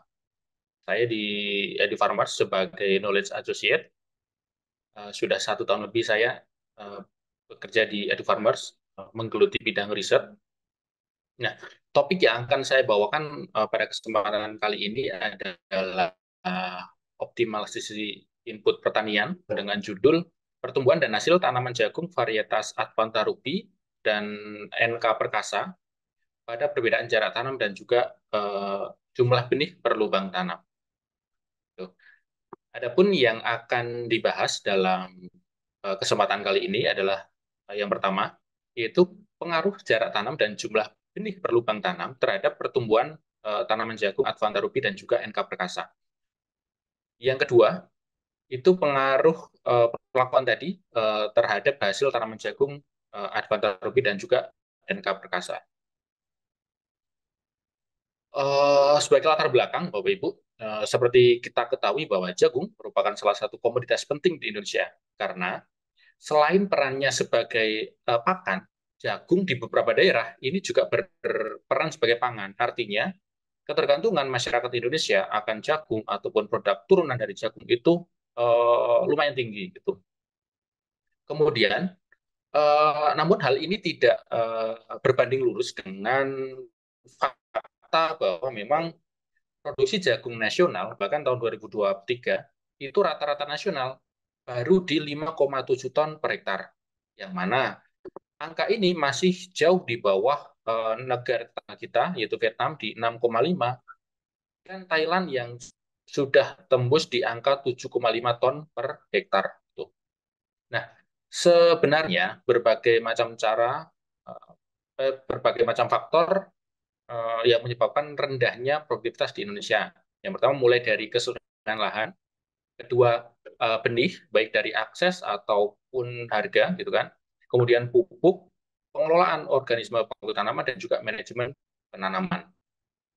Nah, selain rendahnya produktivitas ini, petani juga dihadapkan pada satu permasalahan yang penting dan krusial, yaitu rendahnya tingkat pendapatan mereka. Hal ini kenapa? Karena biaya produksi yang relatif tinggi, yaitu mulai dari benih, pupuk, kemudian pengelolaan OPT, ini kan juga mereka keluar biaya yang lumayan banyak. Tuh. Nah, di lapangan, beberapa teknik budidaya itu telah berkembang di masyarakat petani jagung.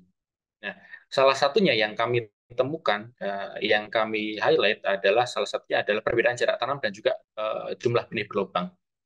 Teman-teman mungkin masih ingat bahwa mungkin kalau di kuliah itu Bapak Ibu dosen kita menyarankan jarak tanam jagung ideal itu di angka 70 kali 20 cm. Namun pada faktanya di lapangan itu memang ada yang menerapkan, tapi ada juga yang belum menerapkan.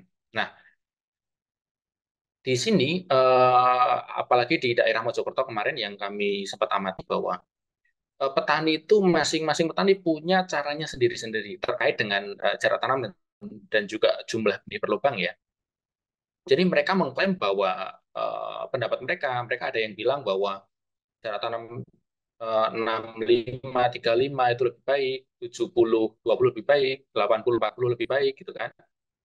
Atau ada yang 70-40 itu lebih baik, dengan jumlah benih yang berbeda-beda tiap lubang tanam itu juga mereka mengklaim itu yang terbaik. Namun sebagai salah satu lembaga riset ya, mungkin tanda kutip ya, EduFarmers menangkap hal ini perlu kita pelajari.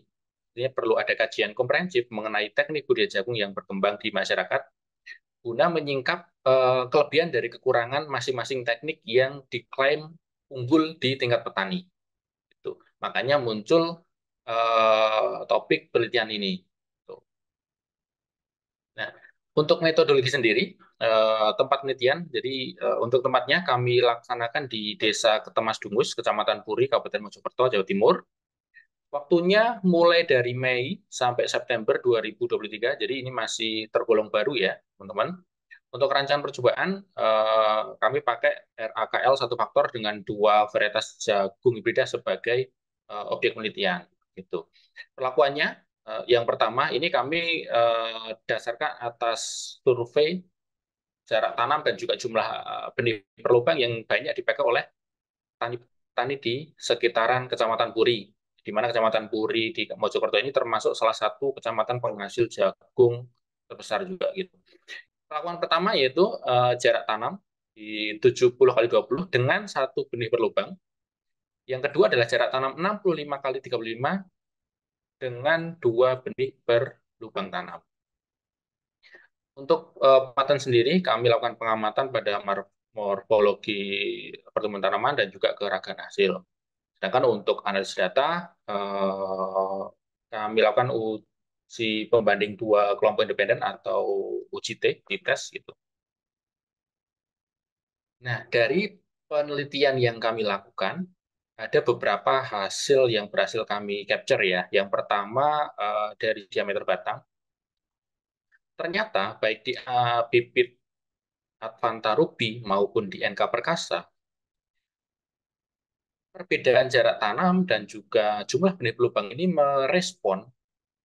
memberikan respon, artinya kedua benih ini merespon perbedaan jarak tanam dan juga jumlah benih berlubang ini dari sisi diameter, di mana diameter tanaman yang ditanam di jarak tanam 70 kali 20 dengan satu benih berlubang itu diameter lebih tinggi baik di Advanta Ruby maupun di NK Perkasa.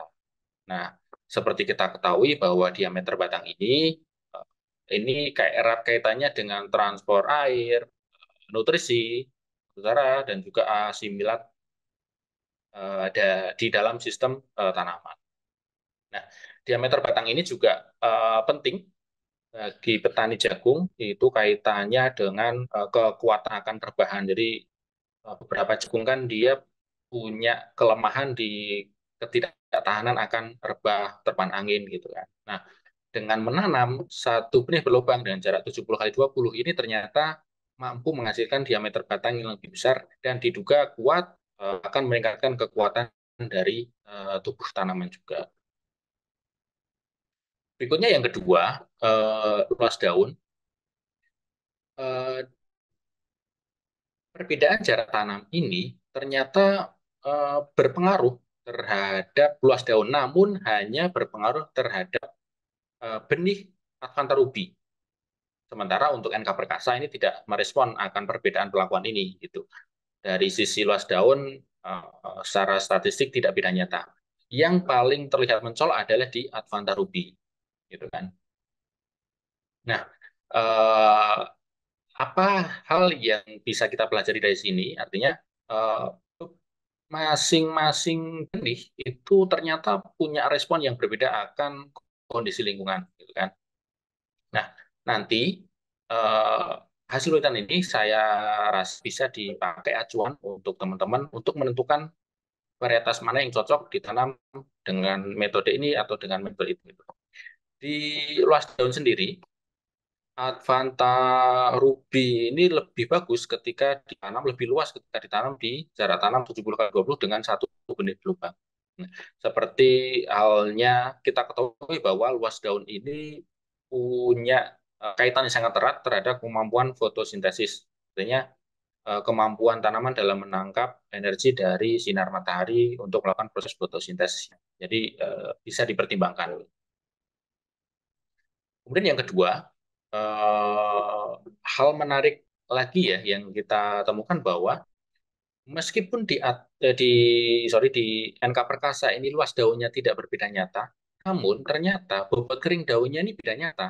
Jadi baik di Advanta Ruby maupun di NK Perkasa, jarak tanam 70 kali 20 dan satu benih berlubang itu menghasilkan bobot kering daun yang lebih tinggi. Nah, ini ada dua kemungkinan. Yang pertama, bobot kering ini menggambarkan dimensi dan kemampuan dari fotosintesis tanaman gitu kan. Nah, kenapa kok di NK Perkasa ini dia ternyata yang satu benih berlubang dengan jarak 70 kali 20 ini lebih berat dibandingkan dengan 65 kali 35 dengan dua benih berlubang ini. Ini kalau menurut kami, dugaan kami adalah di ketebalan daunnya. Jadi yang satu benih berlubang ini lebih tebal dibanding yang dua benih berlubang, meskipun dengan luas daun yang relatif sama atau tidak beda nyata. Namun untuk yang Advanta Ruby, ini cukup linier. Kami belum bisa menyimpulkan apakah lebih tebal atau lebih tipis gitu kan. Namun secara jelas bahwa perlakuan ini cukup berpengaruh nyata terhadap bobot kering daun. Berikutnya, kami juga melakukan pengamatan terhadap dimensi akar ya. Jadi salah satu cara paling mudah untuk melihat dimensi perakaran adalah dengan melihat bobot kering akar. Jadi seperti pernyataan dari Morita NF tahun 84, di mana jagung yang ditanam pada jarak 70 kali 20 dengan satu benih berlubang, baik di Advanta Ruby maupun di NK Perkasa ini menghasilkan bobot kering akar yang lebih tinggi, yang mana dapat kita kaitkan juga dengan kemampuan atau dimensi perakaran dari tanaman-tanaman ini. Nah, kenapa kok kami mengamati ini? Karena bagi kami akar itu juga punya peran yang sangat penting dalam hal penyerapan unsur hara, air, dan juga kemampuan penjangkaran tanaman. Dan berikutnya, kami juga mengamati bobot kering total sebagai gambaran pertumbuhan tanaman ya. Jadi bobot kering total ini menggambarkan akumulasi asimilat sebagai hasil pertumbuhan pada seluruh tubuh tanaman. Itu menurut Pranata dan Kurniasih 2019. Dari sini terlihat bahwa memang jarak tanam 70 kali 20 dengan satu benih berulang menghasilkan biomasa yang lebih tinggi jika dibandingkan dengan jarak tanam 65 kali 35 dengan 2 benih per lubang tanam gitu kan. Baik pada Advanta ruby maupun jagung. Ini menggambarkan bahwa memang pertumbuhan secara morfologi di tanaman yang ditanam di jarak tanam 70 kali 20 dan 1 benih per lubang ini menghasilkan performa yang lebih baik. Nah, apakah nanti linear dengan hasilnya akan kita lihat berikutnya. Nah, ini ketika kita melihat tadi di pertumbuhannya, itu ternyata linear nih dari bobot pipil per tongkolnya. Jadi kami amati pertongkol pertongkol jagung ya, pipilnya berapa. Jarak tanam 70 kali 20 dengan 1 benih per lubang, itu ternyata menghasilkan bobot pipil per tongkol yang lebih tinggi. Baik di Advanta ruby maupun di NK Perkasa. Gitu. Ini kaitannya dengan kemampuan pengisian sih kalau menurut kami ya. Jadi dengan jarak tanam yang lebih lebar itu kompetisinya juga akan lebih sedikit gitu. Nah, ternyata selain bobot pipil tadi, ini juga perlakuan ini juga berpengaruh terhadap rendemen pipil. Jadi dari satu tongkol jagung itu kita hitung rendemennya. Ternyata dengan jarak tanam 70 kali 20 dan 1 benih per lubang menghasilkan rendemen pipil yang lebih tinggi dibanding dengan yang 2 benih per lubang jarak tanam 65 kali 35.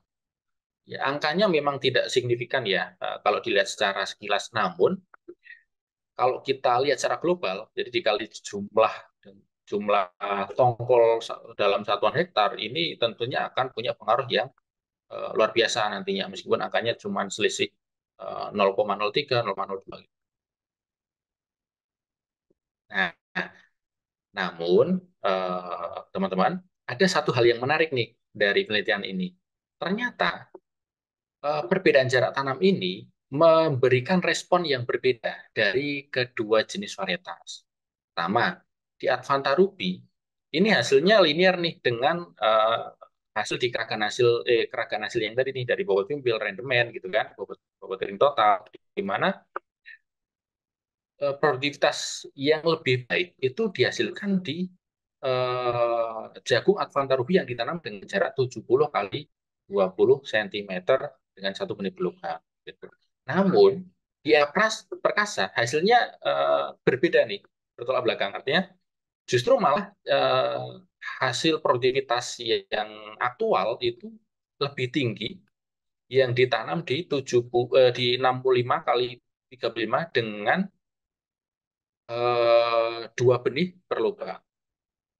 Nah, kalau menurut kami, dugaan yang kuat adalah hal ini berkaitan dengan jumlah tongkol yang dihasilkan per satuan luas ya.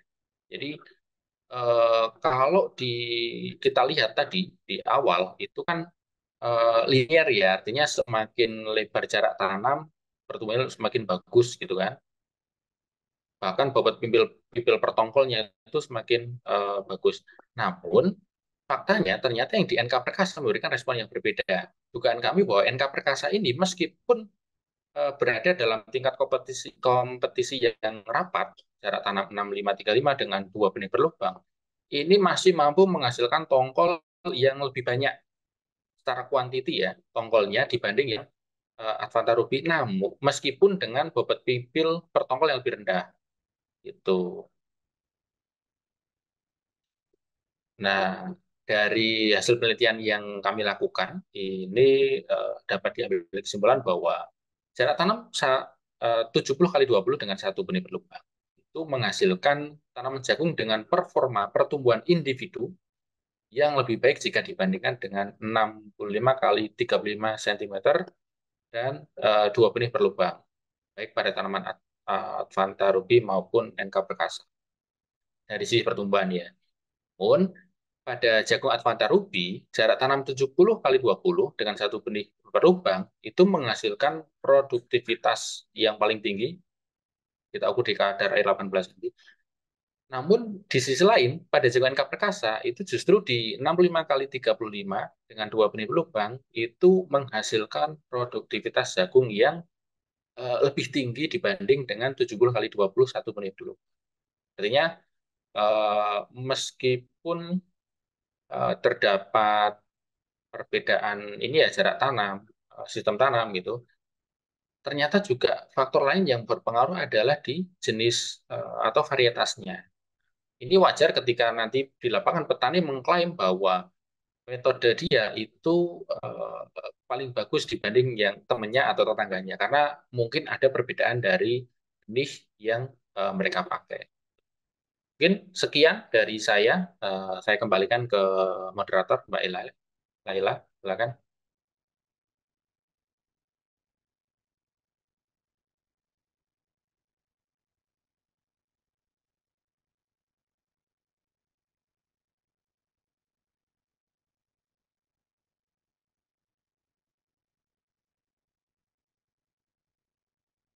Mbak Laila tuh.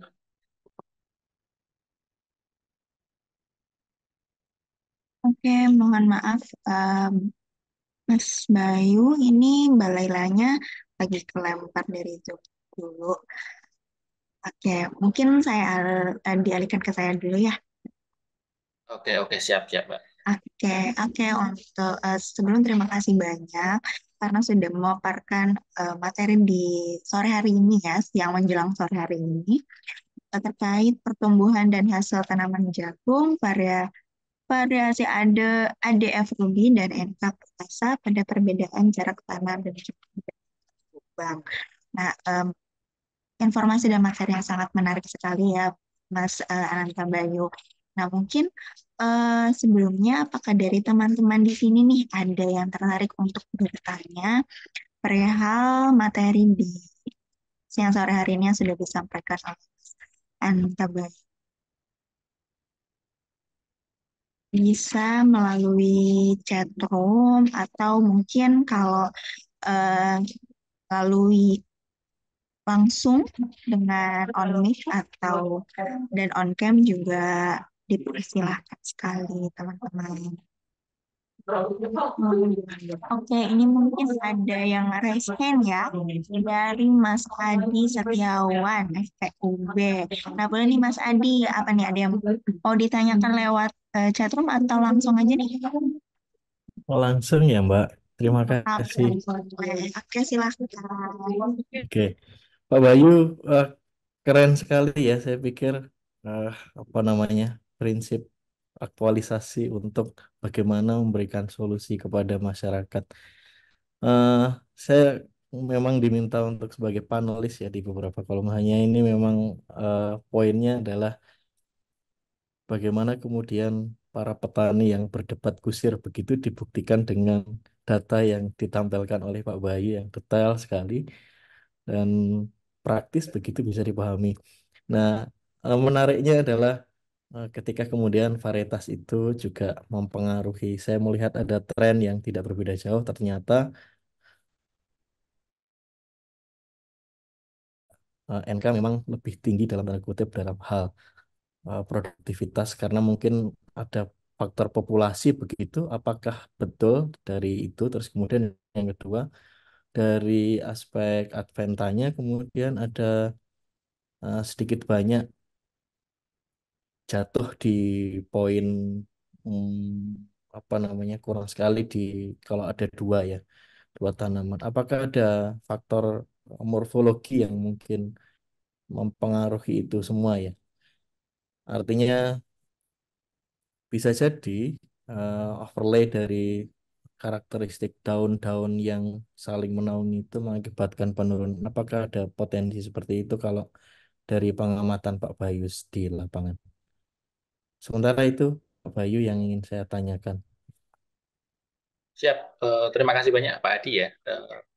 izin langsung dijawab atau gimana? Boleh Mbak, langsung dijawab, Mas. ya, siap Pak Adi.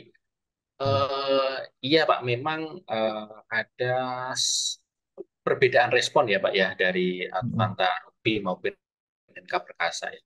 Nah, ini kami amati, ya kan. Sebenarnya banyak Pak variabel pengamatan yang kami lakukan. Cuman kemarin itu kami lupa untuk mengamati jumlah atau sampling jumlah tongkol per satuan luas. Jadi sampai saat ini kami masih menduga bahwa di di NK Perkasa ini dia meskipun dengan tingkat kompetisi yang rapat, jumlah tongkolnya ini lebih banyak. Meskipun kalau di head to head rata-rata satu tongkol dengan tongkol yang di jarak tanam lebih lebar itu masih kalah. Cuman kalau secara akumulasi itu ternyata masih menang. Nah, kalau dari pengamatan sekilas, Pak, di Advanta Ruby dan NK Perkasa ini kan memang punya karakter pertumbuhan yang sedikit berbeda, Pak ya. Yang kami cukup jadi perhatian adalah pada ketahanan di hama penyakit. Kemarin pas di Advanta Ruby ini memang dia cukup rentan, tidak lebih baik dibanding NK Perkasa. Jadi di awal pertumbuhan sampai umur 40 hari ini kita melakukan banyak sekali eradikasi karena Advanta Ruby ini lebih banyak atau lebih mudah terserang jamur itu dari DM, Sclerospora medis atau bule ya kalau di tingkat petani. Nah, itu kami dapati fakta bahwa di jarak tanam yang rapat itu tingkat. Jadi kami menduga juga bahwa itu ada perbedaan populasi akhir dari yang jarak tanam yang rapat dengan jarak tanam yang renggang di 70x20. Nah, sedangkan di NK Perkasa ini dia punya ketahanan terhadap DM bulai yang sangat luar biasa, Pak. Jadi dari setengah hektar yang kami lakukan penelitian itu hanya ada 3 tanaman yang terserang DM dan itu kita cabut, kita buang gitu. Nah, kalau menurut kami faktor ini juga sih yang nantinya berpengaruh terhadap hasil tadi di belakang bahwa ternyata malah yang di NK Perkasa ini hasil hasil produktivitasnya lebih tinggi dibanding lebih tinggi ketika ditanam dalam jarak tanam yang rapat dibanding agak renggang. Itu artinya ada perbedaan populasi air gitu, Pak. Begitu. Keren Pak Bayu. Nah, ini mengakhiri debat kusir selanjutnya. Oke Pak Bayu, kami bisa merekomendasikan beberapa poin berkaitan dengan analisis usaha karena memang kalau kita manut harga di pasaran Jawa Timur Perkasa ini kan mahal banget ya Pak. Nyarinya juga sulit begitu. Betul. Apa namanya dibanding Adventa yang kemudian kalau dari uji statistik kita komparasi dari 4 poin ada 10, sekian 10, sekian. Saya nggak tahu kalau dikomparasi apakah nilainya sama atau enggak dengan benih yang diinputkan atau inputnya begitu. Harga benihnya misalnya dikomparasi begitu dan availabilitasnya khususnya biasanya kalau momen-momen tertentu nyarinya juga sulit begitu. Nah, itu Ya, mungkin di di daerah catatan. ini penghasil. Iya, yang Jawa Timur emang angel ya, kadang itu rebutan. Iya. Ya itu aja sih Pak. Nggih, matur nuwun Pak Bayu, keren Pak Bayu, terima Ya, kasih. terima kasih Pak Adi.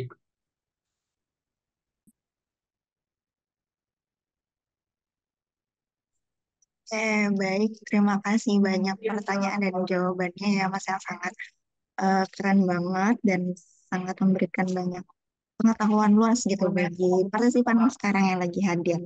Nah, kebetulan karena Mbak Lailanya masih terhambat untuk kembali ke breakout room, ini ada titipan dari Mbak Laila sendiri nih melalui saya. Ada pertanyaan nih Mas. Untuk pertanyaannya itu, apakah komoditi jagung hibrida boleh ditumpang sarikan dengan komoditi lain, misalnya cabai atau kol? Apakah pertumbuhannya akan berpengaruh atau bagaimana? Itu ada pertanyaan dari Mbak Laila yang masih mencoba untuk kembali ke breakout room. Segitu Mas saya. Oke, siap.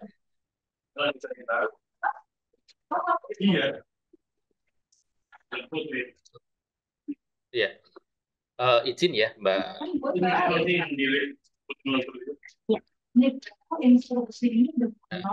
jadi kalau secara konsep, tunggang sari ini sebenarnya sudah cukup wajar dan lazim dilakukan di tingkat petani ya. Namun, sebagai seorang agronomis, kita juga perlu mempertimbangkan, halo, Iya, ya, masuk kok. ada news gitu. Kita juga perlu mempertimbangkan interaksi antar tanaman ya. Artinya tanaman yang ditumpang sarikan dengan tanaman tumpang sarinya itu apakah ada hubungannya gitu, baik itu antagonis ataupun sinergis. Nah, kalau dalam tumpang sari ini kami sangat sarankan tanaman yang dipakai itu punya hubungan yang sinergis, artinya saling mendukung. Kayak misalkan kalau yang sudah banyak diterapkan kayak jagung dengan kacang tanah atau dengan kacang-kacangan ya. Dia punya simbiosis mutualisme gitu. Kemudian yang kedua, jarak tanam itu juga perlu diperhatikan ya, Mbak ya, karena nantinya meskipun dari sisi kebutuhan tanamannya itu jumlahnya berbeda, tapi tanaman itu tetap dia butuh ruang tumbuh. Ada beberapa persamaan yang dibutuhkan tanaman, jadi artinya akan jadi satu kompetisi kalau misalkan tidak diperhatikan dengan baik. Yang berikutnya adalah yang kalau di petani ya dilihat dari sisi potensinya secara ekonomi gimana gitu. Paling itu saja sih Mbak yang bisa saya sampaikan. Oke, terima kasih banyak atas jawabannya, Mas. Mungkin ini saya simpulkan bahwa tumpang sari itu wajar dan memang sudah lazim, namun perlu dilihat lagi bagaimana interaksi antar tanamannya. Dan ada beberapa hal yang mungkin harus dipertimbangkan. Yang pertama, tanaman yang dipakai itu harus sinergis, kemudian ada jarak tanam yang perlu diperhatikan, dan juga dari sisi ekonomi. Nah, seperti itu ya, Mas, ya berarti ya. Oke. Terima kasih banyak atas jawabannya. Eh, Mungkin ini Mbak Laila sudah kembali. Mbak Laila, apakah suara saya terdengar? Terdengar Kak. Jadi mohon maaf ya Oke. sebelumnya. Ya, Sebelumnya Kak oke. dan teman sekalian. Iya, nggak apa-apa. Oke, kalau gitu saya serahkan kembali ke Mbak Laila selaku moderator di breakout room ini. Terima kasih. Ya terima kasih. Terima kasih Mbak Alia yang udah ngebantu Laila. Oke, maaf sebelumnya teman-teman dan Mas Mbak ya karena tadi ada kendala jaringan. Ya mungkin udah berada di penghujung acara ya Mbak Mas. Hmm. Jadi mungkin langsung saja karena udah disimpulkan juga oleh Mbak Aca ya tadi. Mungkin bisa closing statement oleh Mas Ananta Bayu Pratama. Saya persilahkan Mas. Oke, terima kasih Mbak Laila ya. Baik. Oke, dari saya sih tidak banyak ya. Mungkin pesan saya bagi teman-teman ataupun Bapak Ibu peneliti, itu kan, eh, mari kita lebih jeli lagi melihat masalahnya ada di petani, fenomena-fenomena apa yang ada di petani, kemudian kita coba buktikan sebagai seorang peneliti bagaimana penjelasan secara logis, secara akademis itu kenapa kok bisa seperti itu. Nah, dari hasil-hasil seperti itu harapannya nanti akan mengakhiri debat kusir yang pasti banyak beredar di petani tentang satu metode, tentang satu teknik budidaya yang baik. Paling itu saja dari saya. Terima kasih Mbak Elaila. Oke, baik. Terima kasih Mas atas closing statement-nya. Ya, karena kita sudah berada di penghujung acara ini teman-teman. Dan mungkin semuanya udah disampaikan oleh pemateri-pemateri debat kita pada siang hari ini. Saya harap apa yang disampaikan oleh pemateri kita pada siang hari ini dapat menjadi ilmu dan pembelajaran baru untuk kita dan menjadi referensi lah, terutama bagi teman-teman yang sudah berada di bangku semester akhir. Nah, jadi sebelum saya menutup acara kita pada siang hari ini, mungkin alangkah baiknya kita foto bersama ya teman-teman. Mungkin teman-teman bisa on kameranya.